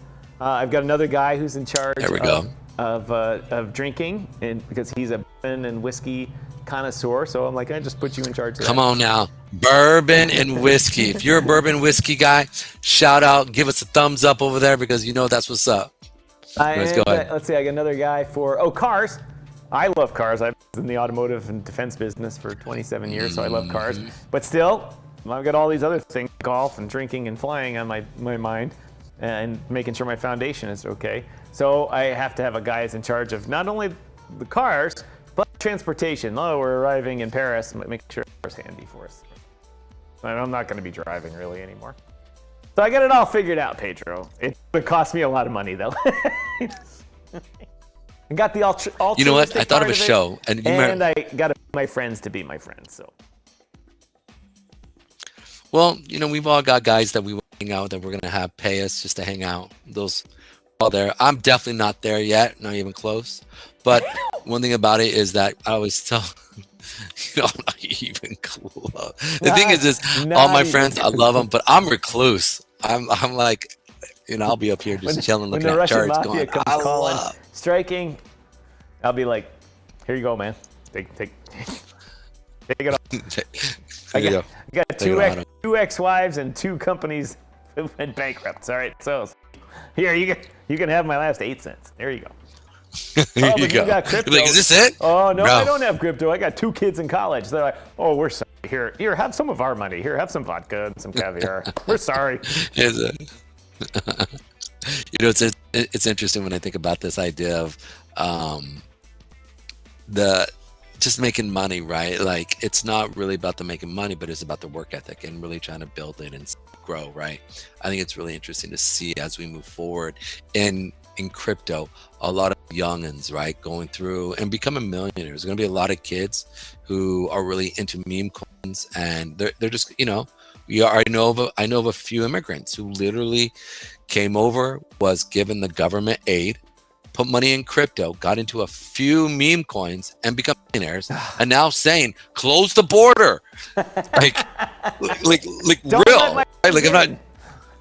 All those illegal immigrants who got asylum and now are, you know, American citizens, half of those Hispanic men voted for Trump, and the Democrats were not expecting that. And shout out to main guy over at Crypto Swamp for polling that.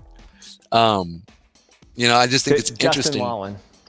Justin Wallin, yes, Mr. Wallin there. It's a beautiful thing. So it's as we keep moving forward, as we keep seeing things progress in crypto, it's gonna be really interesting to see what is and my biggest excitement is really to see the industries that are going to be birthed out of that, right? Like, and every time you see money coming in from all over, there are new industries that are ancillary industries that really actually help with just running the economy, extra cash going flow from here to here, and seeing America again step into a new level of success.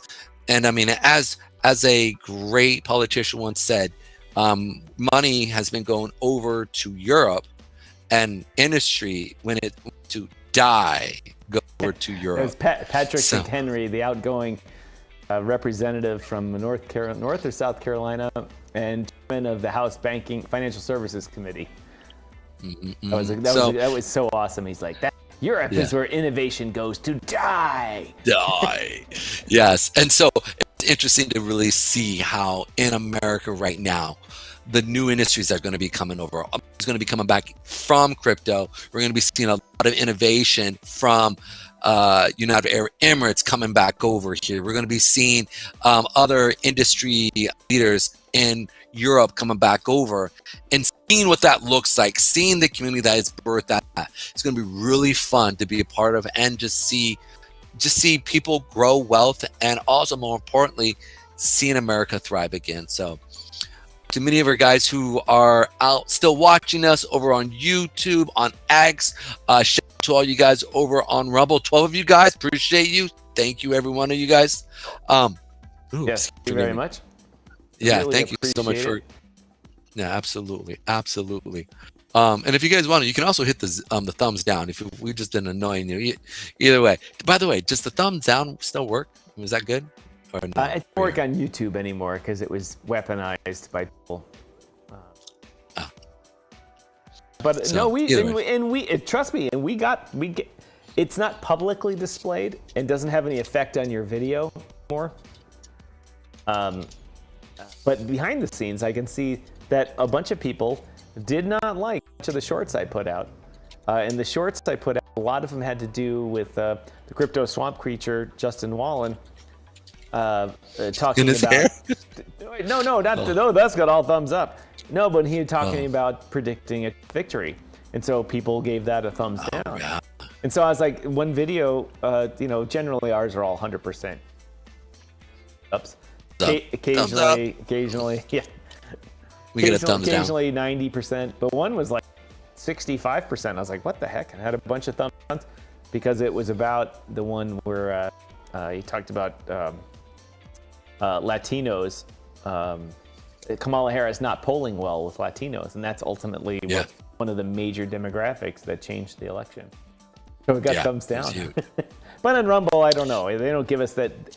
YouTube is bad at some things, but one thing they're good at is giving you analytics. I agree. And we do get a lot of our stuff. So shout out to you guys over at Rumble. Thank you so much for coming.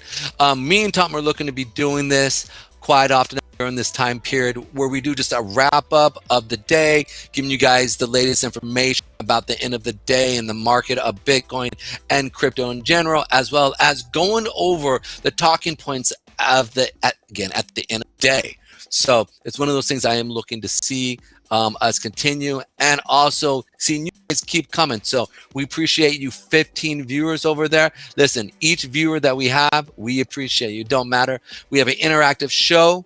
So, and I'm saying the viewers over at Rumble, if we have an interactive show, if you have any questions, concerns, things you want to talk about, coins you want me to look at and do TA on, please let me know. I'm always here to just work that out and kind of talk about the things you guys want to kind of talk about. So, Pedro, since we have a stuff, bunch of new viewers at this point in the show, why don't we go over Bitcoin one more time and see where it's going here? Absolutely. So Bitcoin is going down, and I always let all my people know who watch, if Bitcoin goes down in the evening into the early morning, it typically means that we're going to see the market push back up. So let's go ahead and see where we could potentially see a turnaround of the market as it sells off. Right now, because we are in that bull run and we're in the midst of the first part of the bull run, typically you would see it push up, come back down for pull. And then what it'll do is, as it's starting to pull back, you'll see it accumulate buyers and you'll see it explode up. And so this is where I like to say, hey, look, we've got a couple of good areas here. We've got this 8-period moving average sitting, or that 20-period moving average on the 4-hour sitting at 68,000. And I've got my zone sitting right here between this 87,000, excuse me, not 68,000, 86,000, which is the 20-period moving average. And we have that other zone right here, which is the bottom part of my zone, which is basically 86,000 to about 87,300 to about 87 or 86,100. That area there is looking really nice for a prime little bump. That's what I always like to say there. In addition to that, when you look at this zone is set up also with the 50-period moving average on the 2-hour.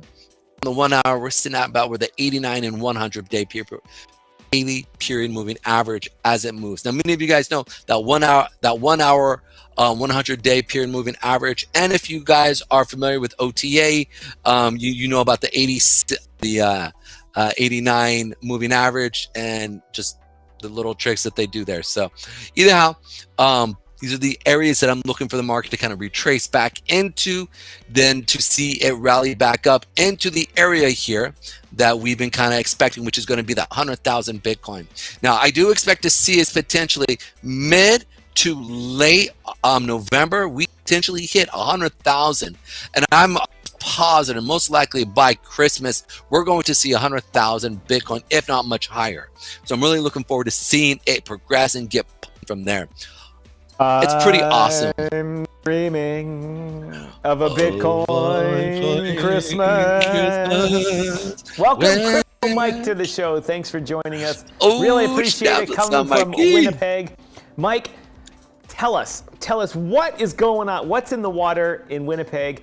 The team, the Jets up there, the hockey team, Pedro, they're like 15 and 16. They started the season like the 2011 Blackhawks. Yeah, they did. Just absolutely bonkers crazy. All of a sudden, Winnipeg, which in the winter is quite dreary, has something to look forward to. Mike, what the hell happened? Please tell us. Viewers want to know. Miracle Grow in lead. Miracle Grow.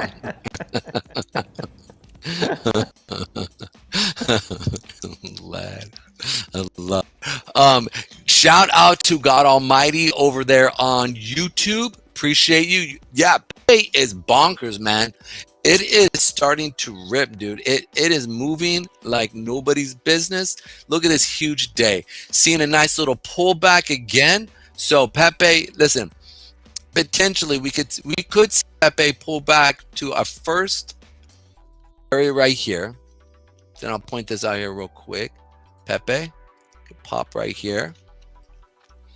And then potentially in this area right about here. So let's go ahead and pull this up here. Right in this level here. So I look at these two little areas here. I think they're pretty good. Oh, and we'll say that right there. That's actually a good area too.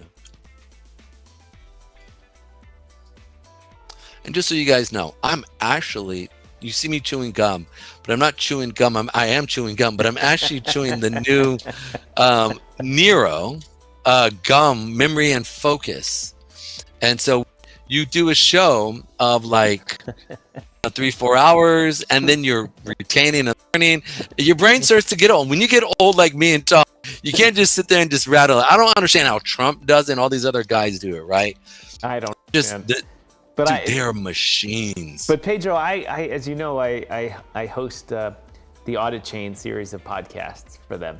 And if, as a side note, if you're a crypto project or a financial station of some sort and need some talking, go to our website, DYORnetwork.media, and check out our sponsorship and partner page where you can hire all of the station's personalities here to represent you. But anyway, I'm getting better at inserting those pitches.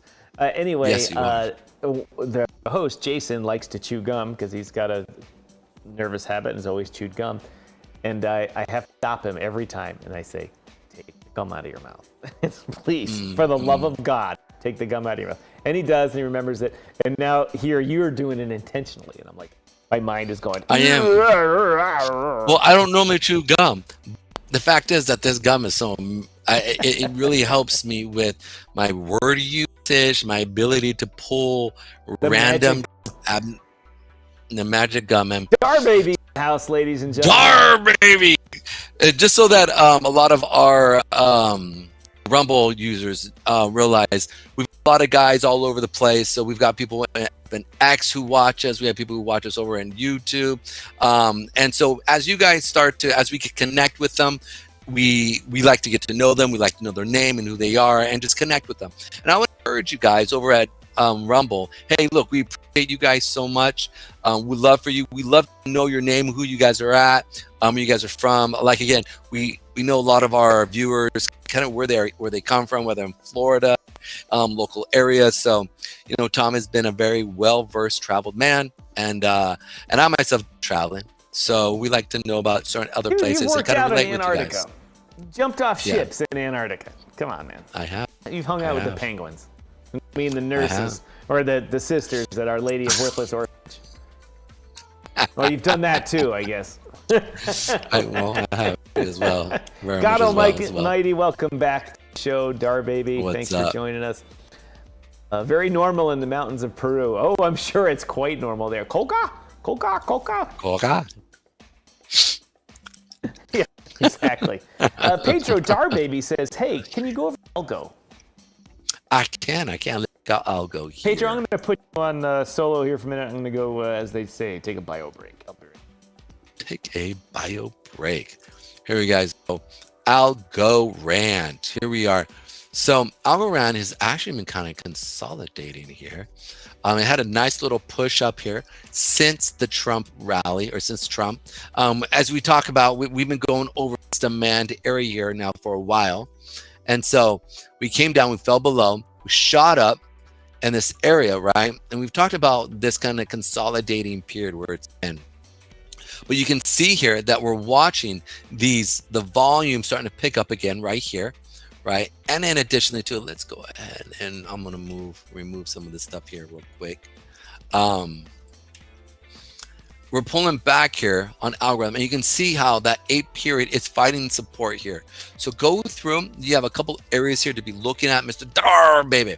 One of the areas here that I really like would be here, right? You guys know, like I always, if I can get it cheap, I'm going to try to get it cheap, right? So for Algorand. And that's the area right here, right? We saw it come down a couple times. We came up and hit our supply area up at 29 cents and dropped back down here to that 10 cent area that we've been kind of looking for, right? And so with that said, we have a couple places you can pick in. This is the area right here, which would be around the 12 cent.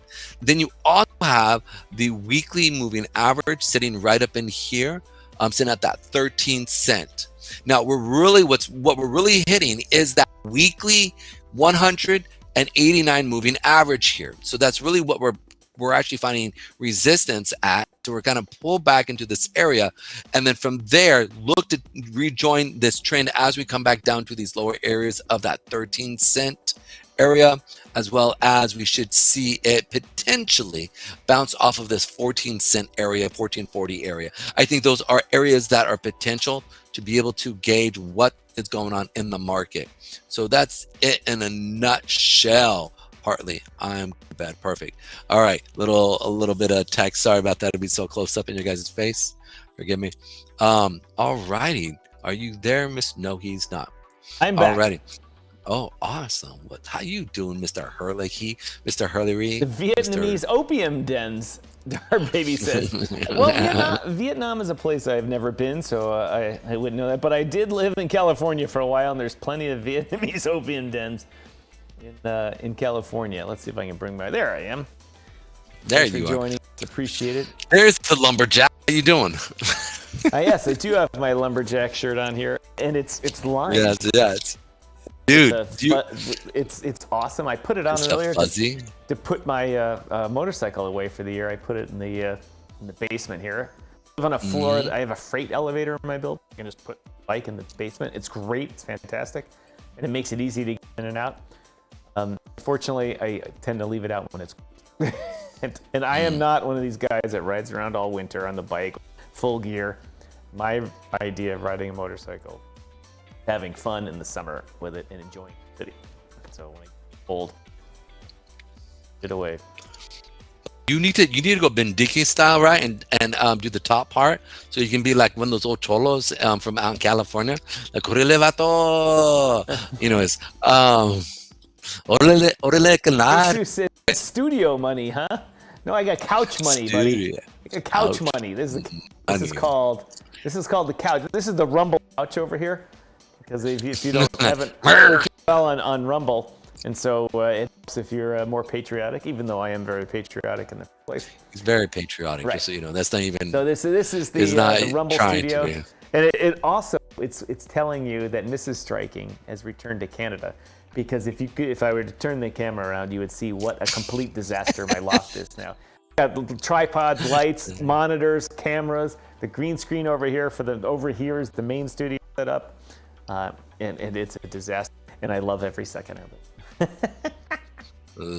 He loves it. Well, the best part behind it is when you have that type of studio, it does just looks dope and it looks rugged. So, yeah, couch. We can't call it cat. We got to figure out something what that view is. The sitting couch? No. I don't know. DYOR baby, I do have the window cam. But I'm sitting on the couch here, so I can't activate the window. Work on that though. I'll put it back. And what the window cam would show is that beautiful new train station across the street. I'm just gonna complain for a minute here, Pedro. Yep, complain. Brand new bridge, whatever the bridge, hold up the bridge are called, big concrete things. Brand new train station, took 5 years to build. Right, it's literally 40 paces out the window here. You guys have seen it on the camera. I come home from Canada the other week, and they painted the concrete walls underneath the bridge, some giant mural. I was like, mother, it looked gorgeous, just as new infrastructure. And I can see the artwork. I can see people putting artwork on it. But generally, when people put those big inspirational murals up, they do it in crappy neighborhoods that need inspiration. You don't paint the side of the Burj Khalifa in a giant mural just because, let's put some artwork there because it looks good. You put them in areas that need to be brightened up. I live in a nice neighborhood here. It doesn't need to be brightened up, and we had a brand new infrastructure. And as soon as I saw the mural, like, oh God, that means the graffiti people are gonna be here any minute. Sure enough, the next day, giant graffiti all over the train station. And it's on this concrete that I don't know what these wizards were thinking. It's not the flat hardened concrete. It's this porous stuff that you want ivy to grow on. But ivy's gonna take years to grow. And now it's spray paint that you can't spray paint on or can't blast off because it's in the porous. Because of the porous. Yep.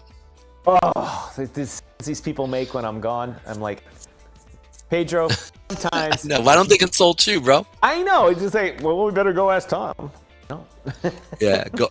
Let's head on over to DYOR Media. I'd be like, and to see what Tom is thinking. It's going to attract the graffiti guys. No, it'll inspire their neighborhood. And that's when you put up the SpongeBob thing. 2 days later. Were your kids a SpongeBob baby? Yeah, oh, totally. I watched it. But I watched SpongeBob's, but my son loved it. My daughter loved it too. And Dora the Explorer. I watched Dora the Explorer in Spanish for years. Daughter watched it in Spanish. She got it. Her nanny spoke Spanish to her. Belizean Spanish, which is weird. And That's so there's hilarious. this little white girl on the bus with our nanny, and she'd be speaking Belizean Spanish, Spanglish mess type stuff, and because it used to be called British Honduras, it was a British colony, but she'd watch it in Dora the Explorer in Spanish, and today she can't speak any. Even she was just in Costa Rica for 2 months.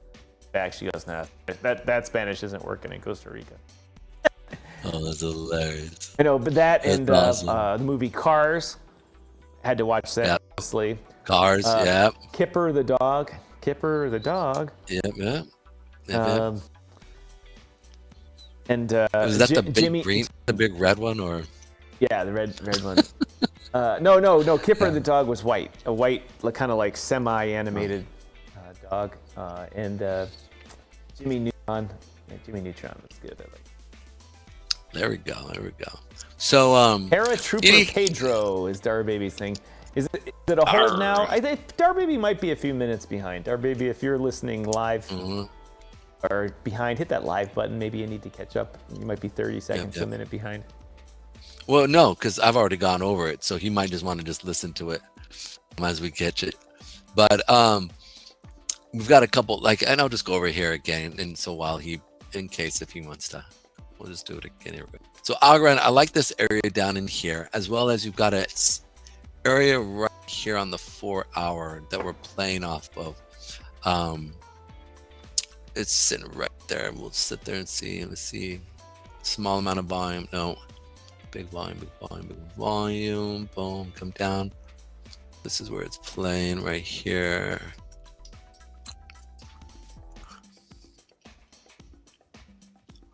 So right now we're playing off of this zone, sitting right here on this 4 hour zone. So I'm expecting it potentially, it should find spacing. We should find volume stepping in. If we don't see volume stepping in as it's coming down into this area right here, and we're seeing an increase in volume as it's coming down, then I wouldn't necessarily take this zone, right? Because it's already been tapped already. So then I'm looking more for the lower zone here as we come down. But ultimately, I do like this area down here at that 12-cent mark as we retrace to see it continue back up into the next area of Algorand. And again, I think that the next space for Algorand is very much above where we're sitting here. And let's go ahead and actually give you some targets that potentially we could see. DYOR brings up a good point. He said, I'm just typing thoughts here. You covered out. I'm just curious on why the level 1 coins are not breaking out. And what I've been thinking about that is when Bitcoin pumps, the major alts don't do anything. And many of the major alts are level 1 tokens. And it needs to, after the Bitcoin pump, when it enters its period of consolidation for even just a small amount of time, maybe a couple days or a week. Now I'm doing the Pedro and Camilla Harris thing with what do I do with my hands? What do I do with my hands? What's going on with my hands? When Bitcoin consolidates, that's when the alts start to take off. So I think that's an opinion. I think that's what's going on. Bitcoin, even though it pulled back from its 93,400 all-time high today, it's still at the top there, and it's still getting all the love, and the altcoins and level 1 coins are hit down the block right now. Absolutely. And here's the thing. I always say, guys, look, there's cyclical rotation relationship to crypto. We don't necessarily know how because crypto is still fairly brand new, we don't necessarily know which way it's really going to turn, right? Are we going to go, it used to be memes, and then from memes, we would go into more fun things, right? Outside that, maybe like, addiction coins and stuff like that. Then from there, we would see it go into other sectors that were typical, but now institutions are involved. We don't necessarily know how they're going to reallocate their cash. Obviously, they're in Bitcoin, right? But then from Bitcoin, are we going to see it go into utility coins? And then as utility coins up, right, are they going to reallocate it again to other altcoins and other type of, meme coins and other things like that? Because I would be shocked to see institutions sleep on memes. There's so much alpha there, so much capital that can be created there. It'd be silly for them to get into meme coins. So it's really interesting to see as we move forward what's actually happening here. Right now, we're just starting to see Bitcoin pump. Again, I think that 100,000 is a good area for it to be pulled back. This will act as a psychological stomping point of that 100,000 area, and then potentially pull back into maybe that $80,000, $70,000 area, and then continue it back up. And you're like, well, that's pulling back to 70,000, 75,000. Yeah, because remember, we want to see it pull back to the previous highs, find support, and push back up. So there's a few areas to pick, some for day trades, some for, like this one's more of a day trade, seeing it pull back and push up at this level here. Actually, I need to do that. This is just a quick cash grab here for us. Some of these we should see a good maybe a couple days push, and then a pullback that would possibly see this thing kind of get going. So these are going to be fun as we now enter into this bull run, the beginning of the real send off of the bull run here. So good times. Quite good times indeed. Quite good times indeed. We've been waiting for this. Waiting for that breakout. It was trading in that $70,000 to $57,000 zone for ages. It felt like the middle of last summer, and we were just like, oh, it's just sticking around. And it was in like the middle 20s. Like, I can't believe I'm saying that. It's in the middle. Buy it. I should have bought all I could. Yeah. 30,000, 20,000. That little zone there was crazy for a long time. And absolutely, if only it to just drop some money in a low leverage futures position and a big money in spot. So anyway, Pedro, I haven't been drinking a beer here this whole time, and DYOR mentioned the bourbon, so I had to get a little sip just for you Canadians just watching. In the Evan Williams. Evan Williams is a mass marketed, Evan Williams bourbon. I bought 175 liter. I mean 175. 175 milliliters. I was going to say, bro. 1.75 liter bottle, a handle. I bought it for $17.97. That's what's up, dude. A 1.75 handle. Here in Illinois. Even had that includes tax and profit. It's a good deal. For the store and the distillery. It may be a lost liter, but a 1.75, 79. In Canada, it would be at least $60. 60 at least. Yeah, and there's right now the Canadian exchange going wrong. So it would. How was it going? You skipped out on us. What's it going? The Canadian dollar going in the tank. Not, I mean, partially because of their policies, but also partially because the U.S. dollar is getting really strong. Yep. And so it would be the equivalent of something I paid $17.99 for. Probably would be in U.S. dollars, $50. Which is crazy. Crazy. But thanks to, I want to shout out to the people that keep coming. Pedro, 75 people tune in to us on YouTube here so far. Wow. Nice. Yeah, on Rumble, and I'm not at the right screen for that right now, so I'll have to refresh this here. We've had 84 people tune in on Rumble. Just oh snaps! Awesome. We're glad to have you guys as always. Like seriously. We only have 13 now, but we get people come and go, and so thank you for all of the views there, everybody. True deeds, as Mr. Kova Crypto said, 777s. Additionally to it, he goes, "Yo, you guys still at it? True degens, baby. That's what I'm talking about. Chads to the wall, to the window." But in the same sense, yeah, dude. Ew, it is getting them, dude. You guys are being smashed, like Hulk smash, bad. CAD, USD. DYOR Baby says, "Where do we want the viewers to come from?" Everywhere, all aspects of life. Actually, we like. Ideally, we would like. How old is Chuck Jansen? Chuck is we'll say mid-40s.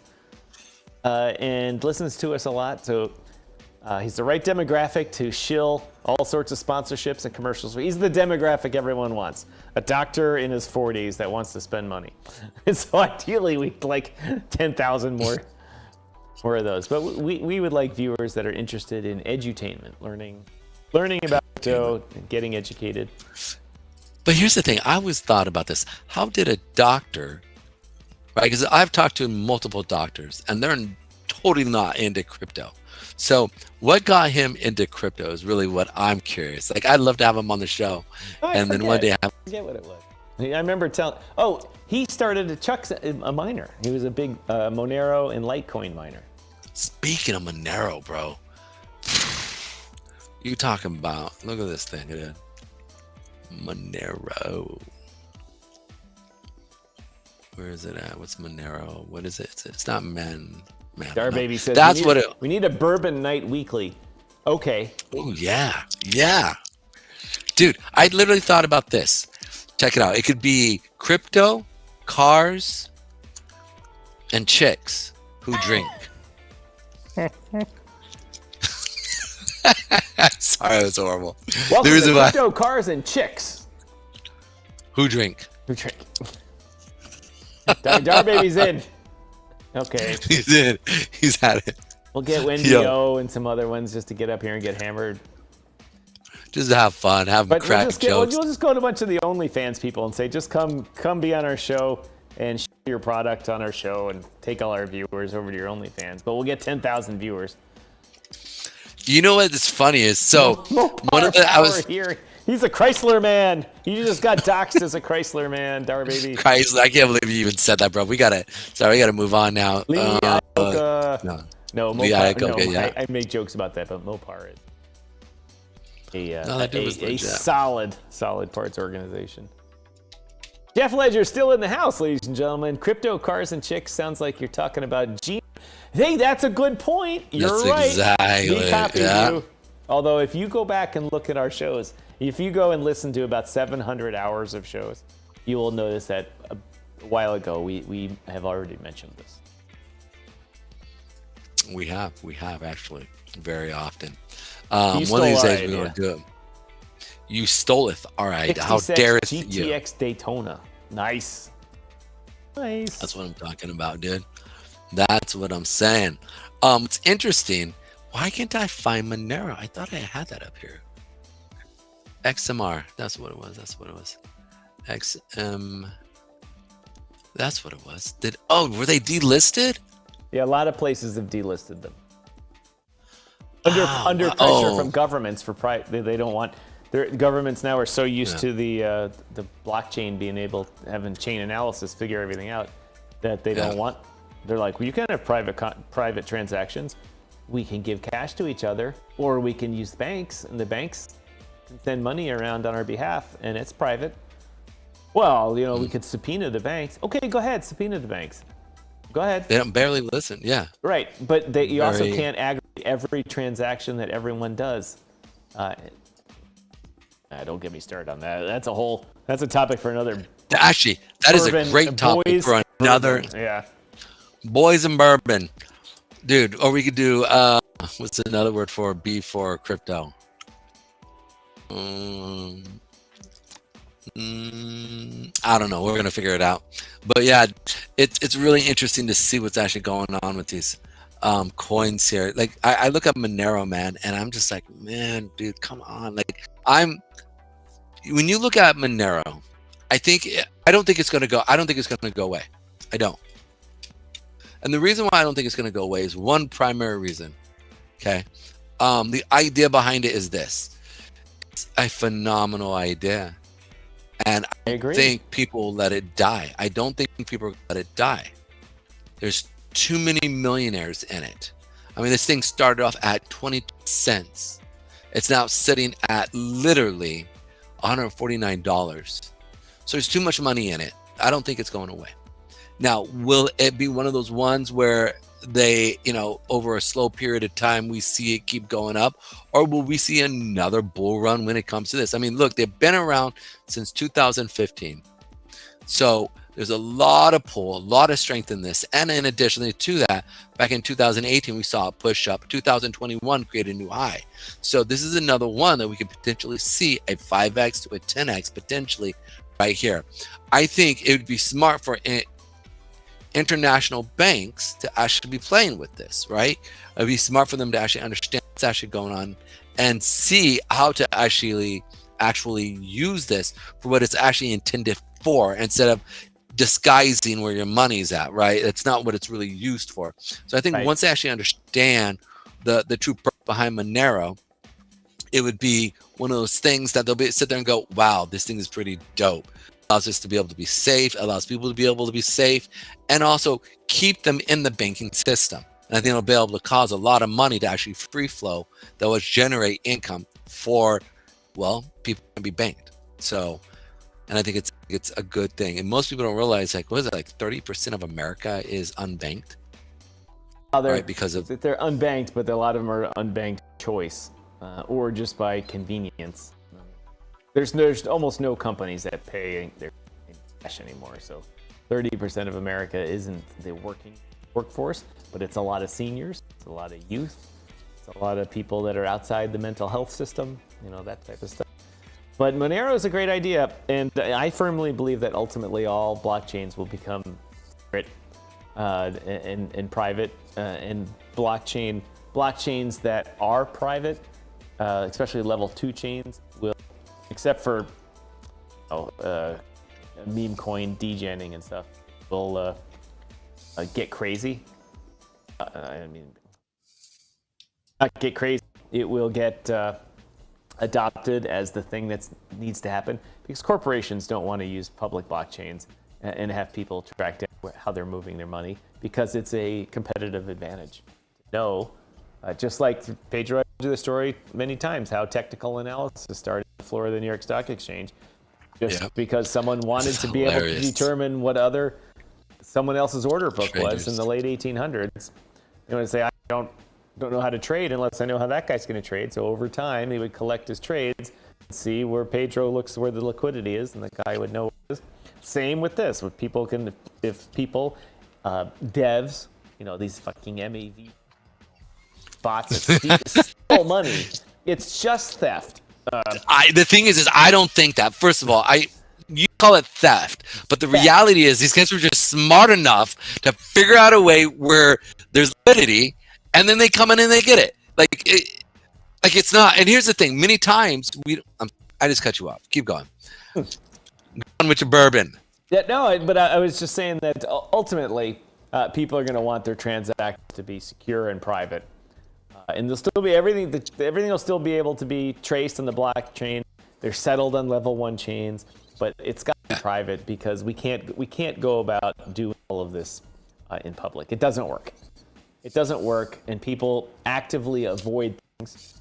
If you really want it to explode, you'll make it. At least have the option. You can use regular blockchains. You can use this, and then governments say, "Oh well, we don't know what's going on. We have to have everything in public." Then you say, government, we're gonna boot you out like we just did with Biden. Say out. Ladies and gentlemen, God Almighty, it's out there. Cash Money. God Money, I believe you are a Cash Money organization right there. Cash is king. Dar Baby says, I make my money at the flea markets. Oh, I can't wait to hear what you trade at the flea market. You know what? I actually enjoy. By the way, we have a big bump in the guys over at Rumble. You guys are listening to us. We are an interactive group. Please tell us where you're coming from or where you would like to be or potentially how you found us. We always enjoy stories like that. If you have questions that you want us to answer or check out, please type them in the chat box there, the live chat box. We can go over stuff, whatever you want. If you have questions about crypto or need to kind of learn what's going on in crypto, to go look at a chart or something of that nature, I'm your man. We'll be able to check those out and kind of get you abreast of what's going on in crypto. Thanks for being here. And please hit that like and subscribe button. We really appreciate that.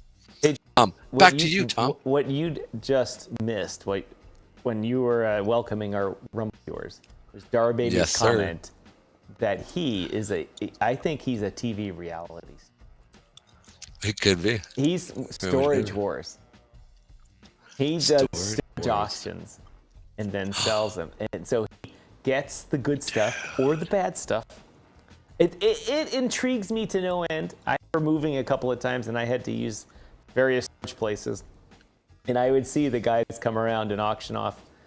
I was there a couple of times when a neighbor's storage thing, they came and auctioned off the stuff. And even I looked in like, what do they got? What do they got in there? And one time, God darn it, I keep pulling my earphone out. One time it was a bunch of landscapers' tools. Like the landscaping company kept their tools there.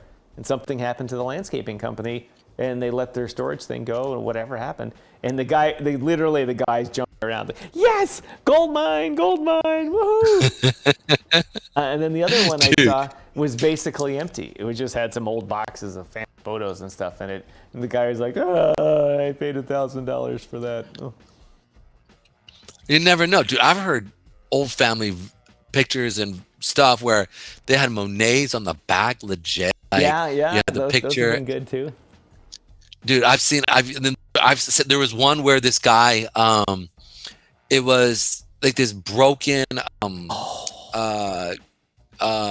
what's up?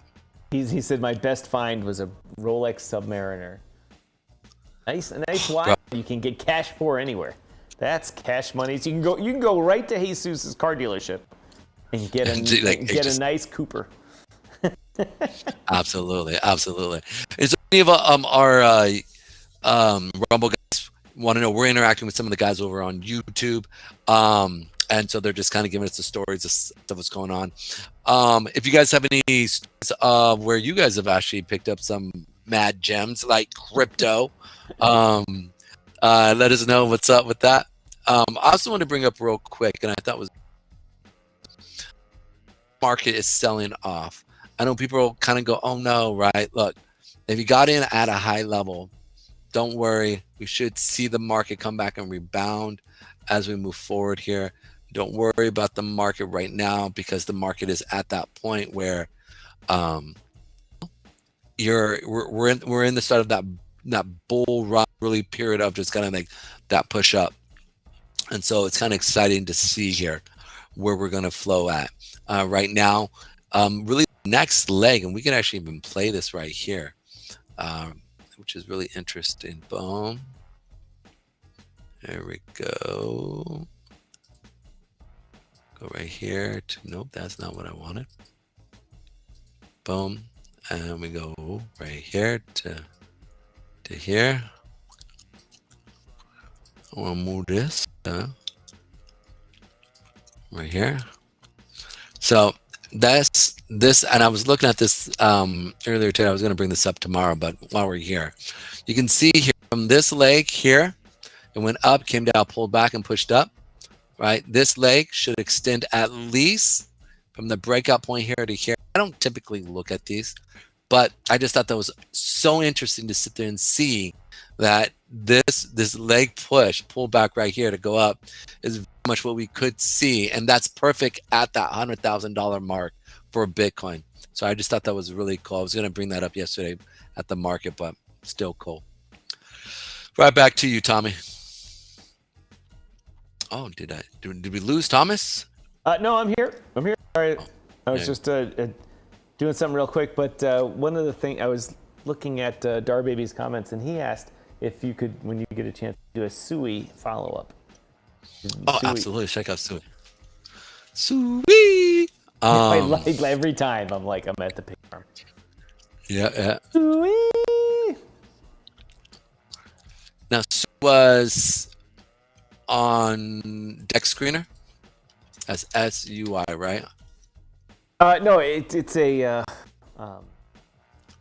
yeah, we went through this the last time. It's a major coin.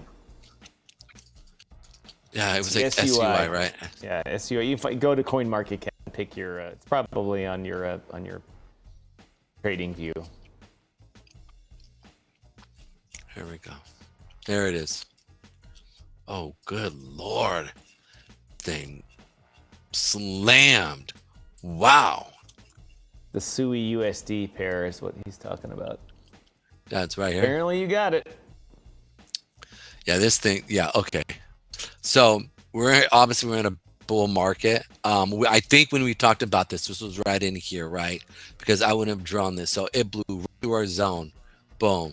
You can see we came down. So we must have been about right, if I'm put this here. So we were sitting right here. No. Hey, 76 Norton, thanks for joining us on Rumble. He says, what about Peppa? I'm guessing he means Pep, or she, or they mean Pep, P-E-P-A.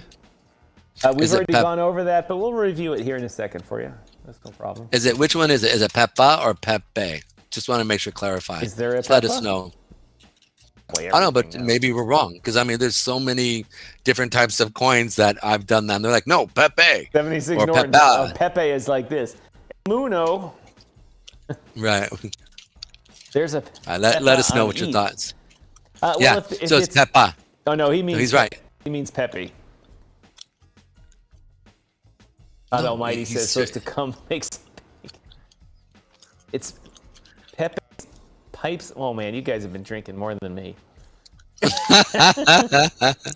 76 Norton, good to see you. Glad. Hey, if you could do us a quick favor, definitely Hit that like appreciate button that for us, would you? Please do, and share us to your preferred or unpreferred social media platform. That helps us out, and it's always looks good on you, because you're giving good content to people. Let's check out Pepe here.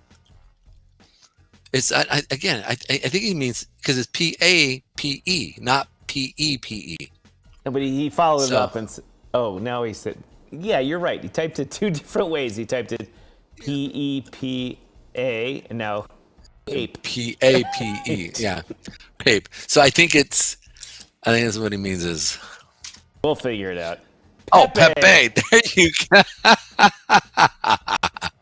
All right, we'll go check it out again. No, It's all nobody's good. drinking here in this room tonight. No. Nothing at Nothing to see here. Move along. Nothing to see. Yes, these are not the droids you are trying to see. Here we go. Pepe, That's all right. No need to here we- apologize. Thank you for joining us. We really appreciate it. Absolutely. We love all Absolutely. new viewers, and we're an interactive show. Most of the shows you see on Rumble and YouTube and stuff are what they call live to tape. And they record them as if they are live.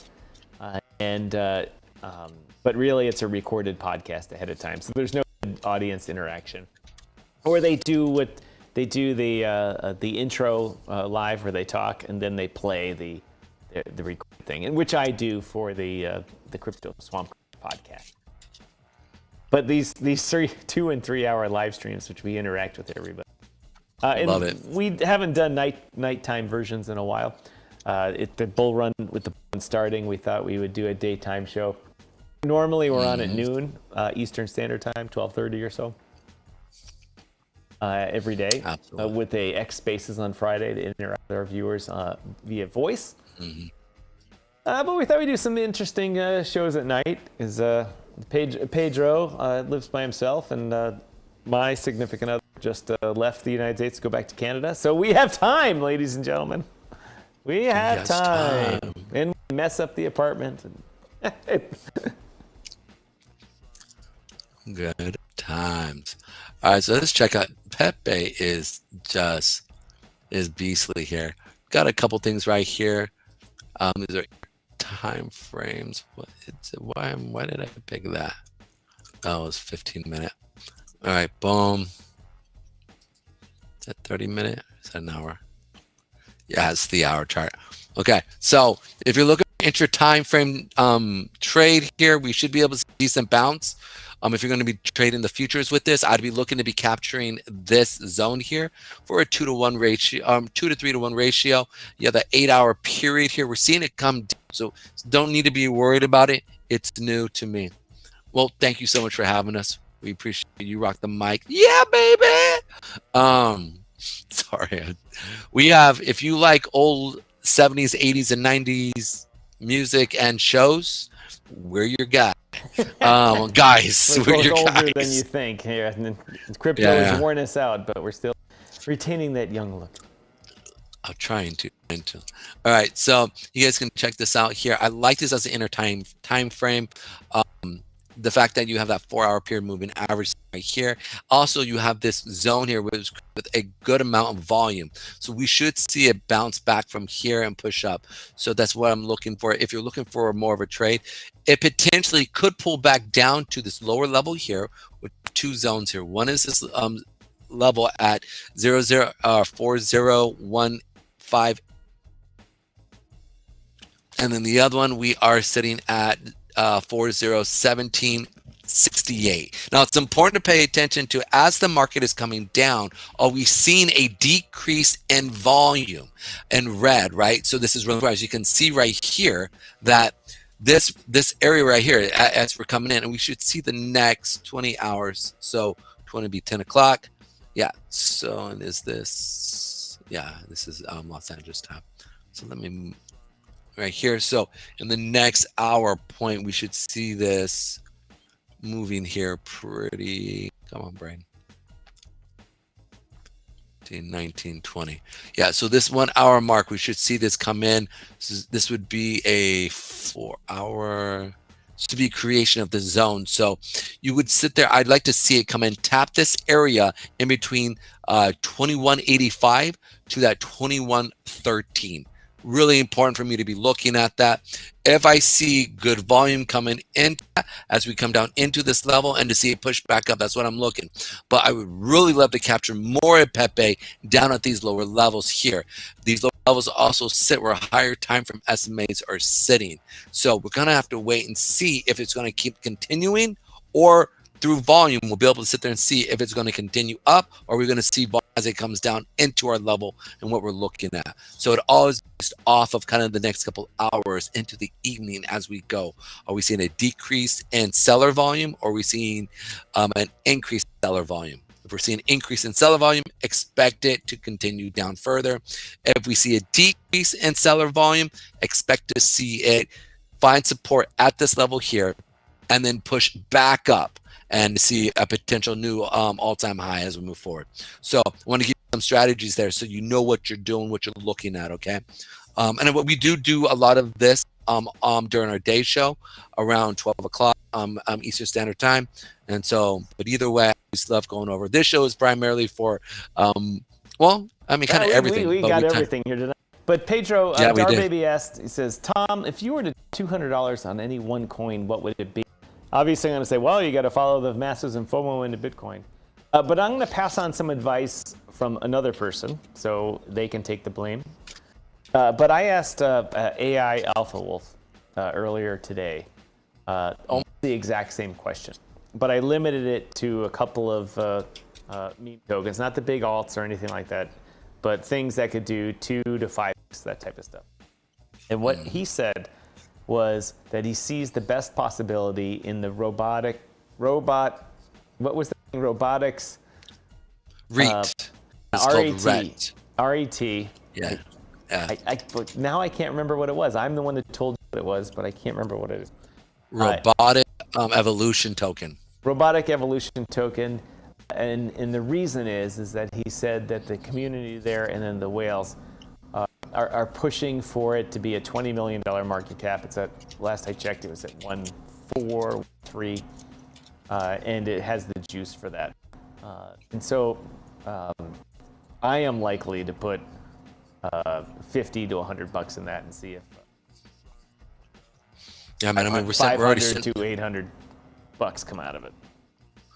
I mean, listen, what we saw with Godius Maximus and catching fire. I mean, that thing is already. I think Godius Max is at $2 billion now.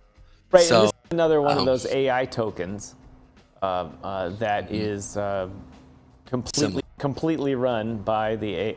Well, this is what they say. I have not verified anything that I have said, so take all of this with a grain of salt. This is entertainment, not financial advice. It's one of these AI tokens. The AI does the Twitter posts or X posts. The AI determines the liquidity ratio and all that type of stuff. And it's so far doing okay. So I asked that same question today. I gave you the answer that I heard. And I am going to be FOMOing into it for the tune of $2. Very few, but meme coin bucks, as they say. My frustration here back in September is I miss Neuro. This guy, right, dude. I even posted it on this group, and it was sitting around 12 mil, and this thing shot all the way up to literally 1.3 billion.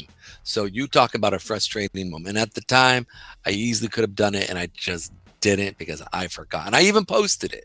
So we all slip, we all miss ones. But again, you do catch a lot of these. And now that we're in the bull run, I think it's going to get going. I think it will go to the moon. Most definitely Norton, 76 Norton. I agree with that. Let's check that out here real quick while we're there. Boom. And if you don't mind me asking, what's the meaning behind? I'm now going to Doge. Back to Doge. Sorry, I was just making sure I had the graphics. Yeah, back to Doge. That's all good. If you go back and you watch some of we go over main topics in crypto hopefully every single night when I can pull this man in here to do this. And then at the same time, while we're talking about main topics, we also interlay that with coins and even smaller coins. Jesus, so let's check this out. Unbelievable. It's just beastly, dude. It was like, what's my name? Pretty much like it just blew through. Ladies and gentlemen, Carmen Crypto house. Good evening, Chumalones, all the way from Las Vegas, Nevada, the home of all of the entertainment in the world, seemingly right now, including all of Oakland's sports teams. Thanks for joining us, Carmen Crypto. Carmen, we're doing an evening show here, trying to capture a little different audience, trying to boost up viewership during this beginning of the bull run here. So glad you are joining us. It's kind of a better time. She's got to come. Yeah. I was going to say, dude, she's got to come on. There's no way. You know what? It could be between me and you, and me and her. When you can't do it, she could do it, and we could rant and have a grand old time. So, Carmen, I charge you. Open invitation. Open invitation. Please come. Let us rant about the day's news, and let us talk about the glories of the charts. That was weird. Okay, let's go and check. Like, I don't know why I was going. I was going a little soliloquy over there. You know, or Pedro's pontifications. Pedro's pontifications. All right, here we go. So, Dogecoin is looking pretty high here. Love it. We literally set up with the doji. We went down first. We're picking up buyers down at these levels here, and we're potentially going to see this thing pump here. I literally think we could see from this level here get to all-time highs around that 7. Again, this is not financial advice. This is all educational and social entertainment purposes only. But the reality is me looking at this, I'm really seeing that there's no really resistance here between us sitting at that 38,000 area, okay, to 70,000, 76, excuse me, 76 Which token cents. do you have up here? This is Doge. Oh, you said 38,000. Sorry, I'm sorry. That was my bad. I meant 38. I saw this in my brain, put just 1,000. So 38 cents, 38.54 area, right? You can find it potentially probably consolidating here until we see a catch up with a lot of the buyers. They're going to put a position here and expected to see at least, I think we could see a 2x here. In between this 35, 32 area to where we're sitting at here as we come down and to see it pump up into these higher levels here. So, because there's really no resistance here as we're looking, as I'm looking at this area. And in addition to that, these areas, as it could go, needs is just a pump from Bitcoin. And I hate to say, but the Doge administration in America is pumping this. So every time it gets set in other places, it just keeps going. And this is the part I think that's fueling it, is that Elon Musk creatively created the Department of Government Efficiencies and named it Doge. And now it's being talked about geniusly all over the media news. I know. When you talk about the biggest trolling that you could ever do to the media. You know what it is? It's like Michael Saylor has the infinite money machine. Elon has the infinite troll machine. It just can go forever. Yeah. It doesn't matter what he posts. It gets 50 million views or 6 million views. I guess that's a good point. Pedro, earlier before the show, you brought up Saylor. We did, And his infinite money machine. And we did. The other day, it was revealed that during the Bitcoin pump. Before we go into here, before we go there, I want to shout out to our increase of our viewers over on Rumble. Thank you for coming today, guys. We are a new show. We are starting out. We've done this for about 2 years already, but we decided to really boost our viewership over on Rumble. Out, but we did it for 2 years. Well, we're starting out over on Rumble.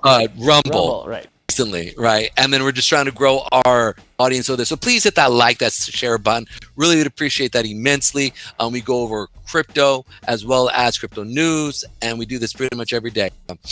Just want to shout out and let us know where you're coming from. If you want us to look at anything, we'll go check them out. If you want us to go look at a coin, please let us know.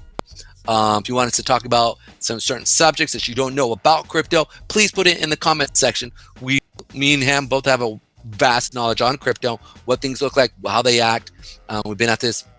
I'm a trader for almost 20 plus years, or I would say 18 years. And so he's been in, we just know a lot. I think we know a lot. Actually, I should never say that because you really don't know. Once you say you know a lot, then all of a sudden you start messing up. And I'm afraid to even say that. Guy shows up who knows actually everything.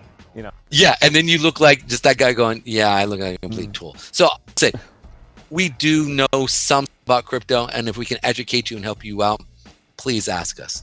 Let me stick with that. All right. Michael Saylor, infinite money machine, right? And how it's been literally pumping his bags. It's which is unbelievable. He takes out loans against company stock. Well, he does two things.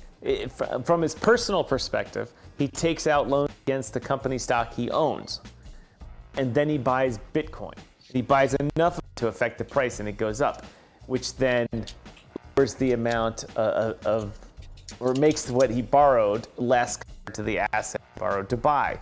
So he can easily pay it off the loan and keep a big chunk of money.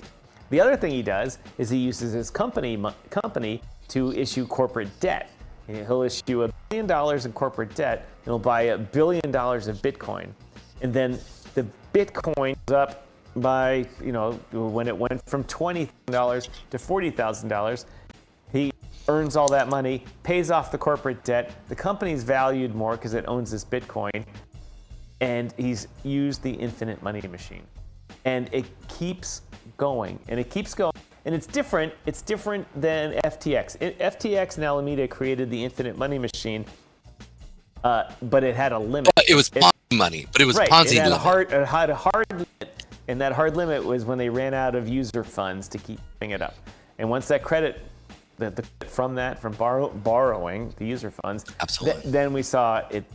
All of a sudden there were lots of sellers and no buyers, and it pumped. This is different because what he does is he pays off his corporate debt, and then new corporate debt, buys more, the price goes up, pays off his corporate debt, and there's no outstanding counterparty obligations. And it's an amazing thing in the up market. And the best part is it works even in the down market, because then he can short it. He can short the market. Yeah. He can lend his Bitcoin out to people that want to short the market, and it's this kind of stuff. It really is unbelievable. And the man took a risk. I mean, he took a big risk. As they say, unzipped, and he pulled him out and he laid him on the table, right? That's what he did. And in those situations, someone comes up with a big tenderizing hammer and smashes those balls, or cuts them off, or they grow larger. And for him, they grew larger.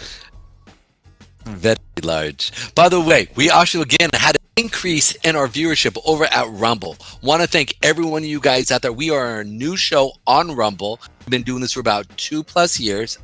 Dom's been doing 3 years. I've been doing it for about 2 years, and we've kind of come together. And we're actually doing this show here on Rumble because honestly, we actually kind of relate more with the Rumble crowd. It's a better platform than YouTube. Yeah, and we understand the crowd there. And crypto has generally followed the conservative path, because that's the only party that acknowledged crypto existed and was good for America and for people.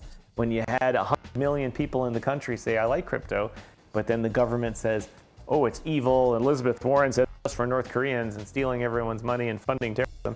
And the rest of us are going, no, that's not really what it's for. Yeah. And then the other party says, hey, I'm going to go buy some hamburgers with crypto. Then obviously you know who we vote for. So thank you to everybody at Rumble for joining us tonight. We really appreciate it.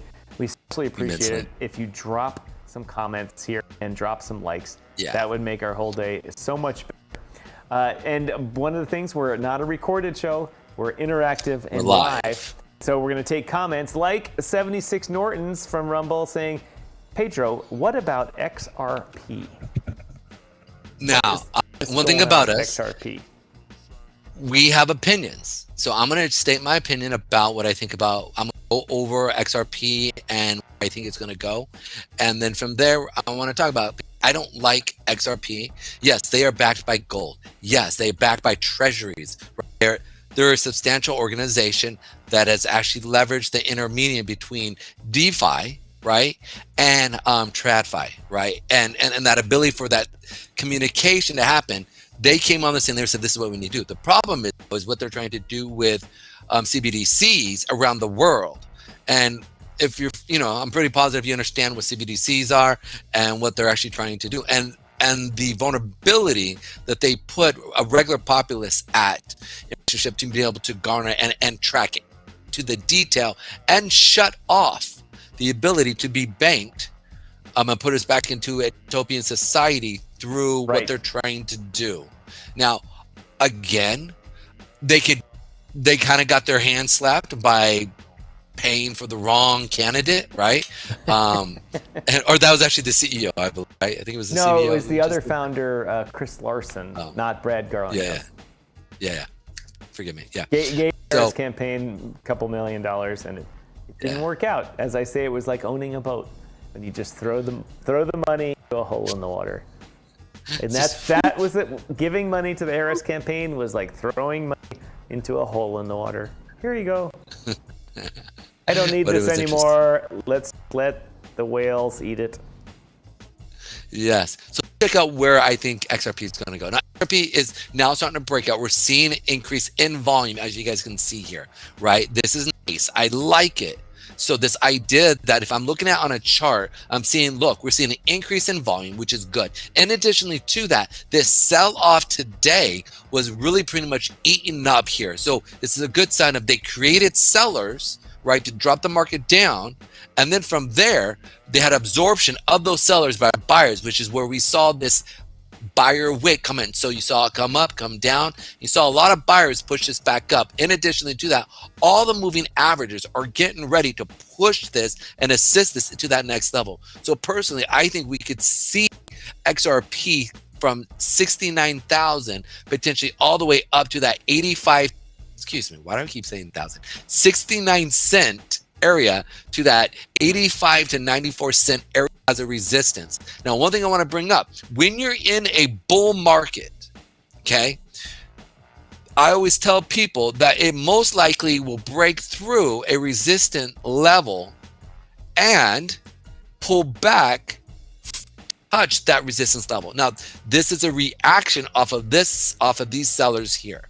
Okay, so I expect to see us go through and blow through this area. We've been consolidating here now between this level, and we're seeing an increase in volume, as well as when it shows red, it's showing bullish sentiment on the red area, on the red candle. So I'm expecting to see this thing come down. It played perfectly, come down a little bit further, right? From yesterday's demand wick here. And I'm expecting to see this continue up into our higher levels here from that 94 to 85 cent area. So just giving you guys a heads up for that next part. And then from there, I expected to see it come back down and find support around this level here. So we're gonna put this level here. And so as we come down into this level, expect to see some buyers step in. Look for your inter time frame SMAs to let you know when we're starting to see it come up. We should see it, like I said, we're still in the part where we're coming down into from tomorrow's candle, right? It's the first part of the candle. So when you see it come down first, if you see it come down first, you'll see it then back up into the evening, into the day, into the later afternoon session. So that's what I'm expecting to see. So come down maybe potentially into that 66 mark area, potentially 65, 64-ish area, and then see potentially a increase with XRP up to that 76 cent area, not much further up into that 85 to that 94 area is what I'm expecting to see. So that's it in a nutshell. Dar baby, when I witnessed my dad realized that, dude, I don't even know what I'm trying to say there, bro. No, I remember being little, my dad owned a boat, and when he witnessed the acronym bust out another 1,000. How much money you just throw into boats, and he was like, oh. I've taken that to heart this day, and to this day, I do not own a boat. Man, well, here's the thing: if you got a little small fishing boat, you know what I'm saying? Like, you know, it's one of those small little babies. You go out, you throw a little motor on the back, you know what I'm saying? You got your 4 or 5 fishing poles in the back right there with you and your boy, and you just sit there with a can of your favorite drink and just do what you do. You know, I think that if you're gonna get a boat, that's the best boat to get. And just to be able to enjoy, put a cooler of your favorite sandwiches and out with your boys. And I don't think there's a better thing besides being with a wife you love and your children, that's the next thing to God. It's a good old day where you fish, you cast, you pull back. You know what I'm saying? Yeah, that wasn't the purpose of our boat. No. We lived on Lake. No, we lived on Lake Erie, and there was in the middle of Lake Erie. There's a couple of islands, and the islands called Put-in Bay. And Put-in Bay, Island, Put-in Bay, and in Canada it's Pele's Island. But they're basically party islands, and you put islands in the middle of a lake, and people put bars on them and entertainment and all that type of stuff. So they have a ferry that goes there, and my nice parents, who we moved from Connecticut to Ohio, all their friends would go up there and have fun, and they'd the ferry, and it would take long, it was expensive, and then you had to take the ferry home at night, and they said other people have boats, they stay there. Other people. But we're gonna get a boat, and it was such fun. We grew up going to Put-in Bay Island in the middle of Lake Erie, and I got my I went through Coast Guard courses, as a matter of fact. I don't remember if I told you this or not. I was a Separatus, baby. I went through. I became auxiliary. I took the Coast Guard Power Squadron course to navigate open. I was navigate. What is it called? Wait, I passed a class to navigate open water. Do open water navigation by chart, protractor, and watch. And which is easy. And I remember that I did it at age 14. Then when I did it, I could drive the boat across, be the captain of the, actually my dad was, but I could navigate. But we'd go to Put-in Bay and then come home at night and follow the compass home. And I came home it was over the horizon, over the water. He'd get us home, no problem. However, every once in a while I screwed up. And we have this place in Northern Ohio called Camp Perry. Camp Perry owns a large part. Wait, quick for you. Lake Erie. Yeah, what's that? Right, quick question for you. I am interrupting you because I want to keep them. We're losing viewers, and I mean that all in love. I literally mean that all in love. And we shot up to 24. I will save this story for another day. But I went off course, and the people said I entered the fire zone, so I entered that one quickly. Ooh. Yes, that was important, dude. Shout out to all you guys over at Rumble. Appreciate every one of you guys, all the new viewers that are coming in. Look, we are a live show. Please ask us questions if you have any concerns, or even just things you want to know. Because we're interactive, we like for people to interact with us and let us know what to look at. But I also want to bring up real quick another news source that kind of came out today, right? Was basically inflation, CPI, and core CPI, right? Yep. Year over year, we hit about a 2.5 year over year, which matches 0.5. Why am I so hard? 2.6% inflation, and core CPI was 3.3% year over year, which basically matched the inflation that Fed was trying to do. And so I don't know if you guys were paying attention to much of what's been happening last week and this week with Powell, but Powell was literally talking about certain aspects of the market and asking him some really the head of the Federal Reserve, Jerome Powell. Yeah, Jerome Powell. And so this idea of saying, hey, I'm gonna step down when Trump comes in, are you going to fight him? And he just and to see him just like saying no. Yeah. This was a bit kind of nerve-wracking because Trump has been a bit, I want to say adversary towards him, but just saying, hey, look, we really want to see a economy that's very robust in the United States. So it's going to be really interesting to see what we see as we move forward there. Well, it was a pretty famous interview. Well, famous for people that follow the Fed. A couple of months ago, in which Jerome Powell was asked about how his job is going. He'd like to do it again, and he said, "Look, I'm the first guy that's run the Fed that's not an economist. I'm a businessman. I've run it. I've really enjoyed it. I've learned a lot here, and I think being a businessman, I did a better job than an economist would do." And obviously, the economists would argue that. The businessmen would argue that too, and I'm not going to argue that. I don't know enough how the Fed works to judge them, other than inflation was bad for a while and now it's better. But they said, would you like to do this again? be reappointed for another term? And he's like, absolutely, I'd love to do it. It's a great job. He said, there's, every day you learn something new, you learn more about the economy. And he did mention, he said, well, there's great perks to this job, as being the chairman of the Fed. He said, but really the learning aspect of it is new. And they did not ask him the question if, a different party wanted him out. And then he was asked that today. Reporters say, would you step down? And he just came right out and said, no, it's the law says you appoint me for a term and you cannot remove me unless you could be impeached by Congress and removed by the Senate, as any federal employee could be. Absolutely. But you can't, just like the director of the FBI. The director of the FBI is appointed for a 5-year term. You cannot remove them from office except by the impeachment process. You can ask them to step down, or you can make their life miserable. Gary Gensler didn't have to step down. He just said, I'm not going to fight this. He said, I want life to be easy. So he's like, all right, I'm done on the end of December, and he'll go get a paying job at a big bank or something like that.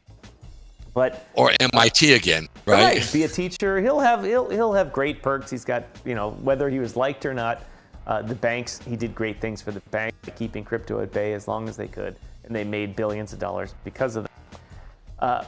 But with Powell, he just came out and said, no, he's going to hang on to the last day, and he's going to enjoy the perks of his job.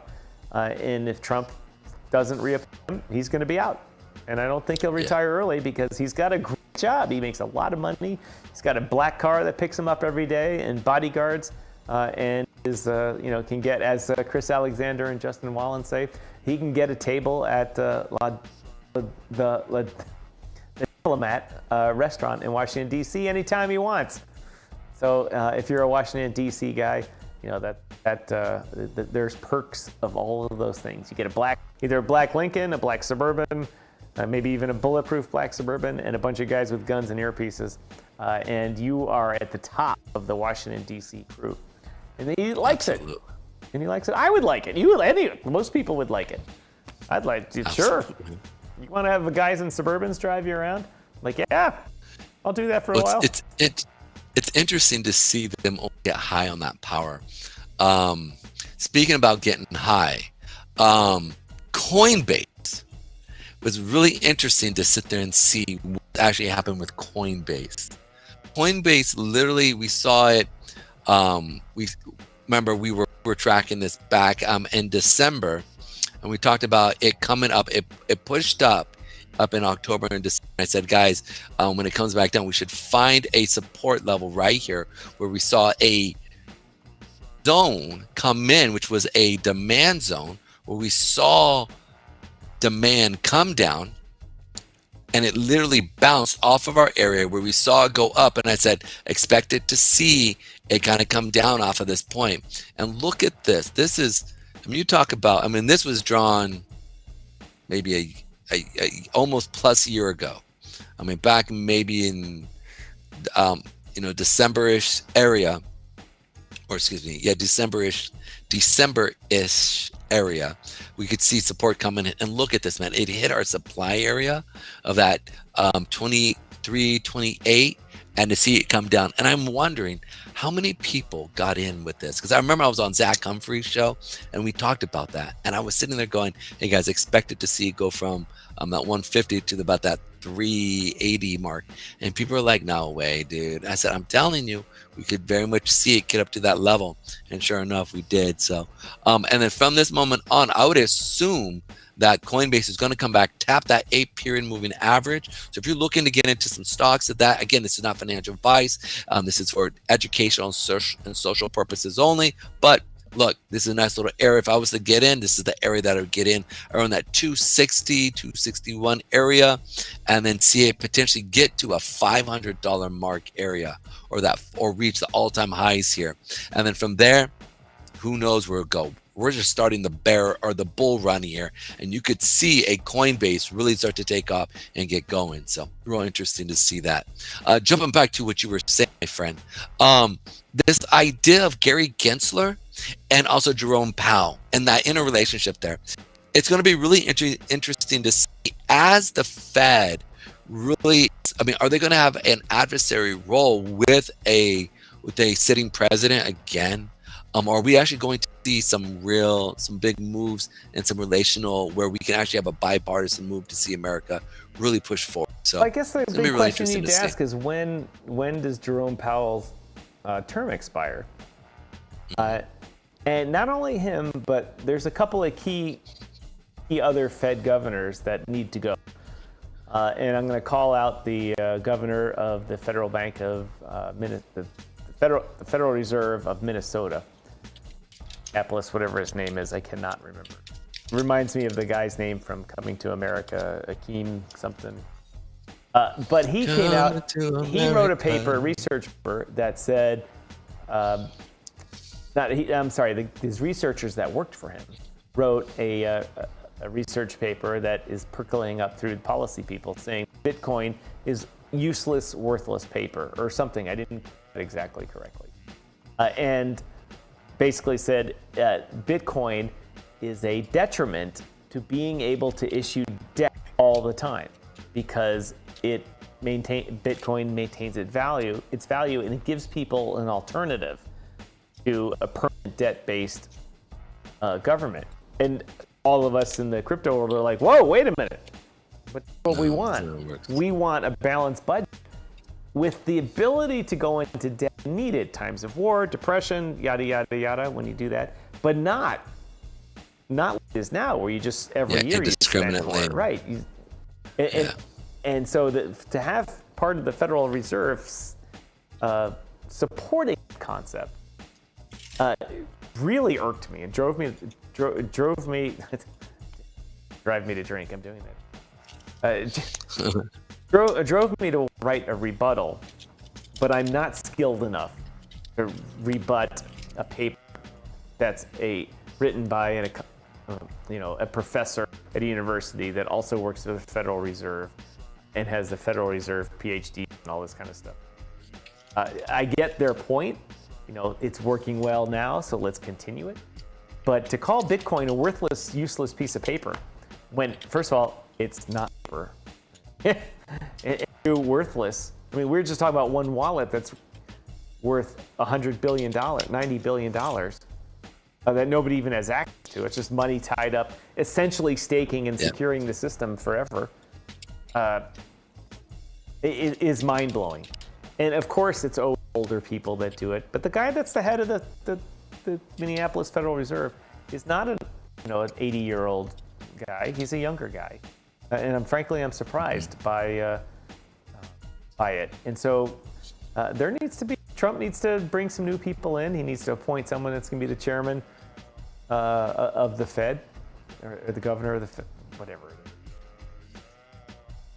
And it needs to let the bank, because the U.S., the main Federal Reserve is a private company owned by the U.S. government. Canada, they would call it a crown corporation. In the U.S., we just call it an agency. But the regional banks are owned by its member banks. And so the banks appoint leaders of it. They own the Federal Reserve of New York. They own the Federal Reserve of Minneapolis. So the banks are the shareholders and those things.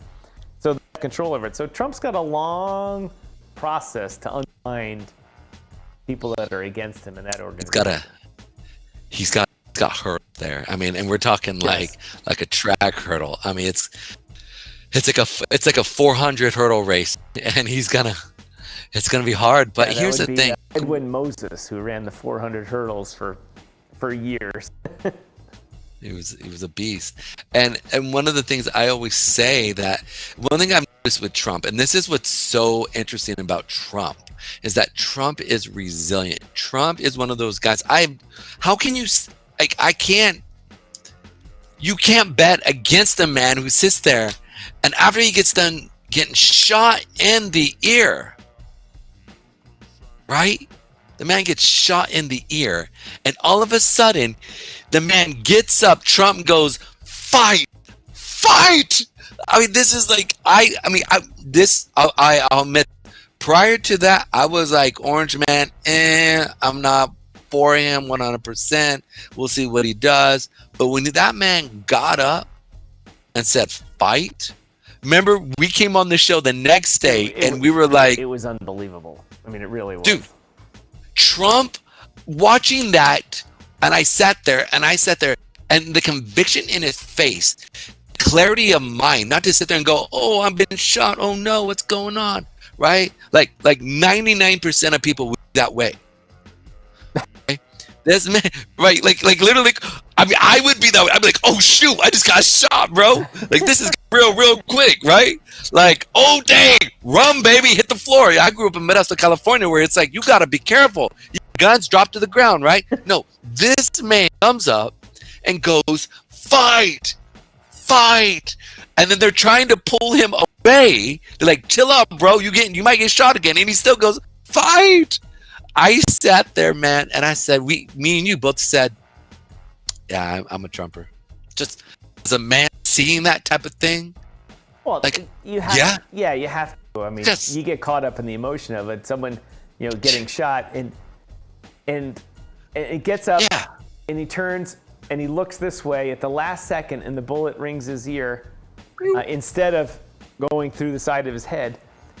And then he gets up, and he realizes he's been shot, and he's not in shock, and he gets up, and he's like, clarity of mind, and he has the clarity to do that, the wherewithal, whatever. Yeah, you're totally right to do that. It was amazing, and then, a couple of months later, 2 months later, to come back to that same spot, stand there, and turn and look at the screen and say, As I was saying. I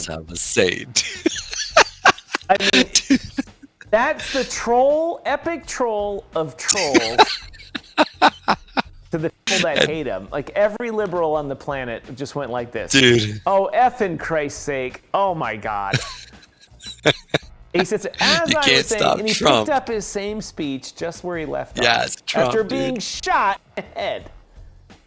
They were like, oh. And it was even the guys on CNN. I went back to watch on CNN. Even they were like, "That was good. That was." We'll give him credit for that. As a man, I'm just saying, and I don't know about women. I can't speak for women here. But as a man who's been through some real tough stuff in life and dealt with enough stuff, right? Like I'm not go to the place and where I was shot at. It's just like saying, "Hey, I'm asking for trouble," and this comes in and goes. Just dust that off. Come on, let's go. As I was saying, and I look at that, you're just like, how can you not want to support somebody like that? Like, you give the man a shot, and I don't mean a shot. No, they did give him a shot.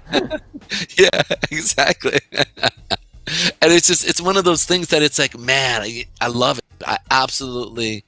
That's when I was like, all right, we got to see what this orange man is going to do. I think he's going to do. It was one of those things. There was just so many little nuances that just he kept dodging everything. But I'm talking to the lawsuits, the everything. They started calling him Teflon Don, dude. Like, it was at a point where it was like calling him that in 2000. Yeah, but it just rang true to this man to sit there and say, this man, he's tough. Like, and. So it was one of those dope things to sit there and watch and go, that's pretty cool.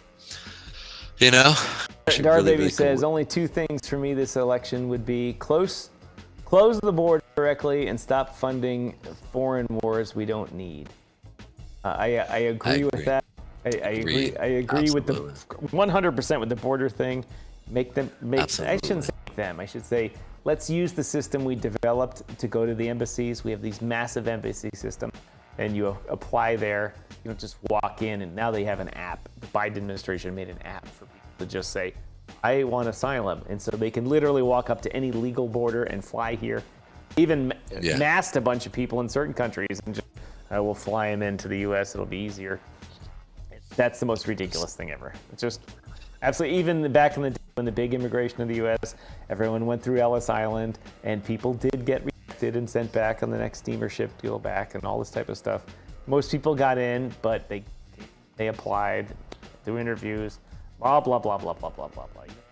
Your jails and let everyone in and say, okay, everyone can have citizenship. Like the Venezuelan prison, somebody said that they're 76% of the prison, I don't know the right qualification, but a certain type of prisoner, they emptied out, and they believe a large percentage of them went to the U.S. It's ridiculous. Dude. It's just absolutely ridiculous, and I don't agree with it. For JBee, baby, what I do disagree with you with is on the foreign wars. We need two things, is that Putin is one of the most evil people on the planet and is the head of the largest organized crime family to ever exist on the planet. It's absolutely the worst. He's raping and pillaging the country, driving his people back into poverty, just like the Stalin and Lenin did back in the day. And we need to resist that. And one of the things we need to realize is that we're not actually giving Ukraine billions of dollars. We don't give them, here's $200 billion in aid, and just give them cash.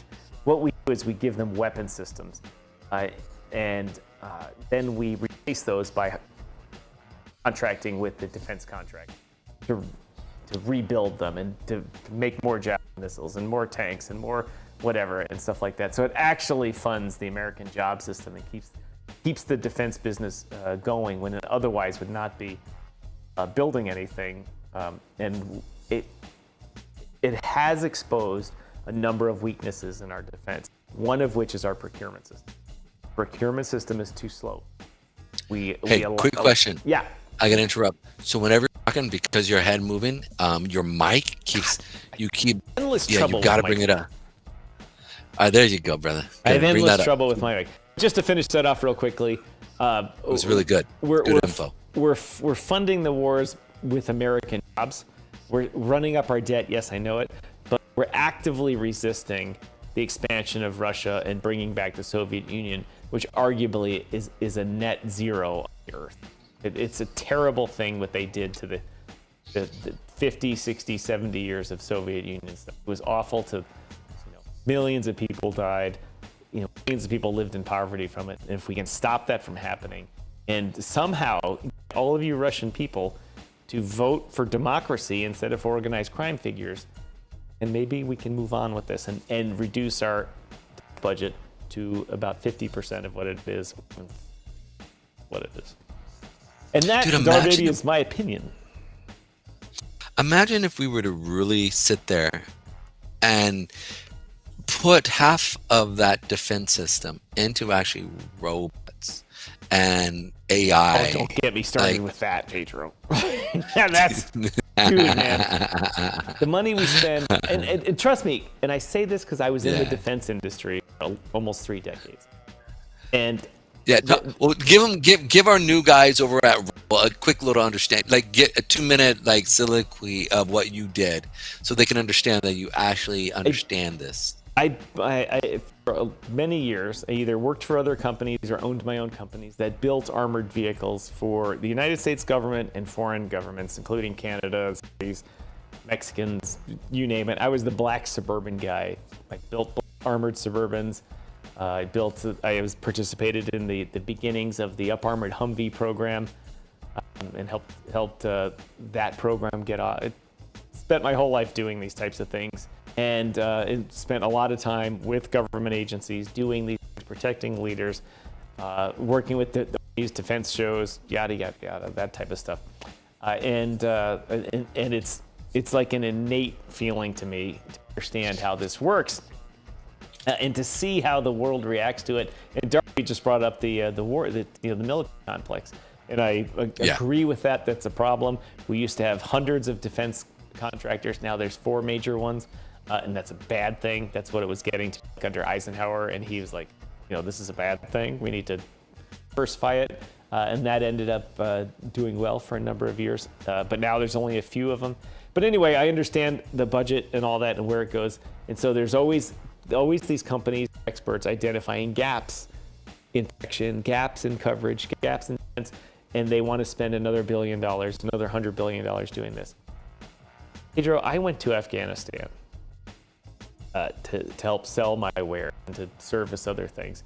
And I wasn't there 5 seconds, and I realized what an effing waste of money this is. But when you look back on the $1 trillion that we spent in Afghanistan, I'm sorry, $4 trillion. I was going to say, it was like 5 trillion, yeah. what could we have done with that money in the U.S.? I realized we had to spend some money in Afghanistan tracking down bin Laden and all, and it was highly successful. And even after we killed him, we still spent another $2 trillion in Afghanistan. We could have built coast to coast to every major city high-speed rail network that would have drastically changed our carbon footprint in the U.S. would have stopped people from having... The structure frames that are out of date, that are literally falling apart. Yeah, we could have replaced all of the infrastructure in the U.S. that needed to be. And when you invest in infrastructure, it pays off for 100 years. When you invest in war, it pays off for 10 seconds. And in addition to that, I think about all the boys, man, all my friends, I have friends of mine who've gone over there, and reality is, man, is that they lost lives, they lost limbs, or they have PTSD that really affects them, next 20 plus years or 40 years until they pass, right? It's the loss of life and annuity that I feel like we lose more. But keep going, because the reality is that where we could establish that money in America, and here's the other part, would the government had allowed that to happen over the last 20 years as it got going, right? Or would we have found another way to create more, like, that's the other part. It's like create another way to blow the money. Yeah. Sure, it's one of those things. It depends on the government, that's for sure. Depends on the government, but the things we could have done with that money, instead of just adding it to the debt, and as I say, sending the money downrange, is really unbelievable. I mean, like I said, the infrastructure we could have built, the communities we could have built, the things we could have done, we could have built. There's parts of our power grids, Texas, that need to be completely replaced. When I lived in California in the year 2000, almost 24 years ago, I would walk the street and listen to the things zzz, zzz, zzz, arc and make noise. That living in Ohio and Chicago and other places, I never heard power infrastructure making any noise. Yeah. And then when I got to California, they're like, oh, this is all stuff from the 40s and 50s, that they don't replace it. Yeah. Excuse me. And the efficiency. Like, why not? And they're like, well, we don't need to. And so I'm like, but it's all that noise and heat is inefficient. You're losing all this efficiency. Yeah. So what I was saying is, instead of in war, we could have done an infrastructure, would have made a big difference. Would have been an investment in America. That's where it's like we sit there, and this is where we got to, as citizens of this great nation that we are all a part of, where we can actually make a difference, right? We have to garner together and sit there and say, hey, look, this inefficiency that is in the local government of California, right? I know many of us have to work. Many of us have to go through and spend hours at an 8-hour job, and then we have our families, our kids. And additionally to that, you also need to make sure that you mow your lawn, and you got to get out there and take your kids, and then you get to take your kids out and enjoy it. But it's hard then to add, as you're a grown man and a grown woman, to sit there and say, now let's add on to this inefficiency. And that's if you even understand it. So you got to come there, you somewhat understand, and say, can we do something about this? In addition, not only is it just inefficiency, but the radiation and things that it releases, how it affects communities that are disparaged because they have to spend more money on the inefficiency of that electricity. But also more important, right, is the long-term effects of the radiation that affects children. Yep. It's hard for us to sit there and even just say, this is really what's going on. We need to fix this. And start at your local government. Then from there, push it to your state government. And then to get enough people in that area to say, we're going to give you guys money on this. Right? And they're going to have to appeal to the federal government. The federal government's going to have to give them money to actually build that up. And they're going to say, sorry, we're wasting money sending it to foreign places. Mm-hmm. So, I mean, but it can be done. But the thing is, there needs to be some form of communication where we can actually sit down and talk and get like have forum where we could actually go through and say, these are the biggest issues affecting our local government. Those local people sit there and say, oh yeah. And then we can bring that into this, I don't know, large, almost like worldwide communication thing. And then from there, maybe we could call it like, we could start off with like an X or something like that, right? And from there, almost have like these vocal spaces where people can talk and communicate.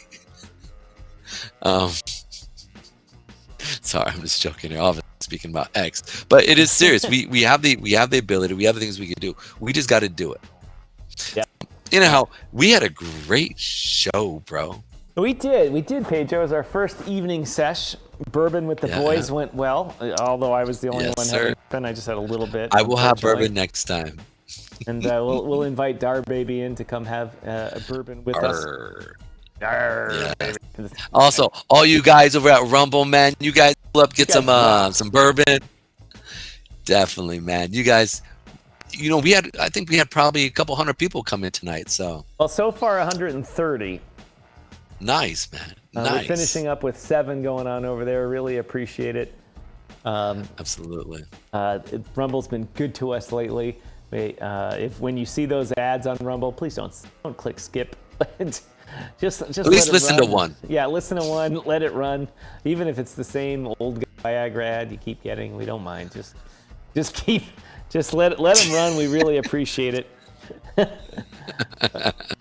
Pedro, I am not one that looks that old, but the great data machine aggregates everything about your demographics and gives you ads based on that. And I get the stair climber, stair glide, help you up the stair thing. I get fake hips and knees, the hair replacement stuff. I get admitting my forehead's getting a little high, but I still got a bunch of years before it goes. I get your dick's broken ads, all this type of stuff. And I'm like, dude, and those are not things I ever Google, but it knows the demographic and it says, eventually this guy's let's hit him early.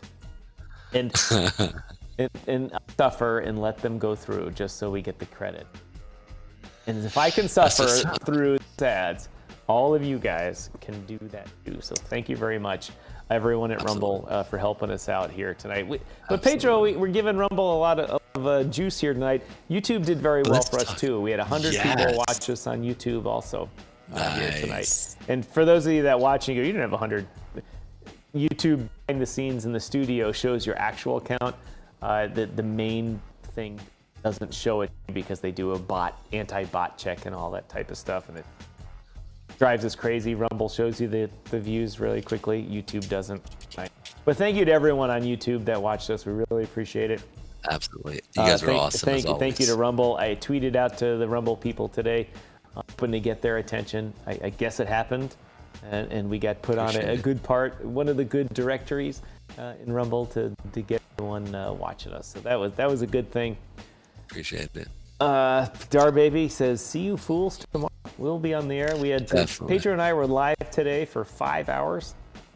That's a lot. That's like the CNBC guys going all day, except they have a giant production staff. I've got me sitting on the couch pressing buttons with my my stream. I ran all this thing on my stream deck today, so I was very happy. My man, handling business. Scenery on the couch. There we go. Let's put the kickbacks on. Neither of us can hear this, but so we're going to be listening to it today. Again, guys, listening, he would say, this is the outro. Outro, baby.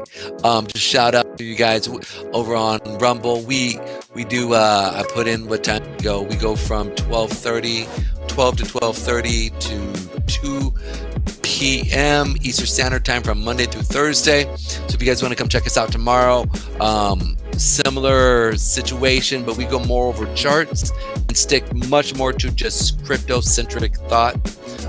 Here we were talking about more of just the wrap-up of what's happening in the news cycle that pertains to crypto and potentially could pertain to crypto. So that's why we kind of branched out with an additional circle of thought processes. So we're hoping to do this much more That's our goal, right? To Definitely do our this. goal, ladies and gentlemen.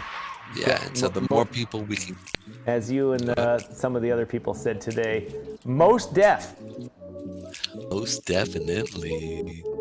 All right. Actually, it looks like we're starting to pick up again over at Rumble. Oh, come on. This is where we're trying to go.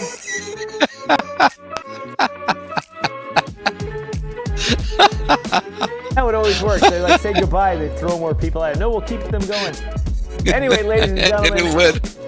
Yeah. Anyway, We are climbing up. Dude, look at us. Love, we're gonna wrap this up about midway, right? And then when we say then we'll really start to get it going again. Christ's sakes.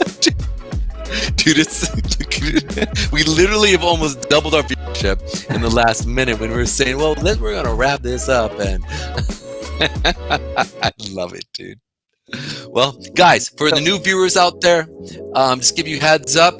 We do a daily show from 12 p.m. Eastern Standard Time to about 2 p.m. Sometimes 12:30. We deal with technical issues, but we typically going to show up. We're going to talk about crypto. We're going to talk charting. We're going to talk about news that's pertaining to crypto, legislation that is pertaining to crypto, and anything else that is related to crypto and potentially adjacent to crypto.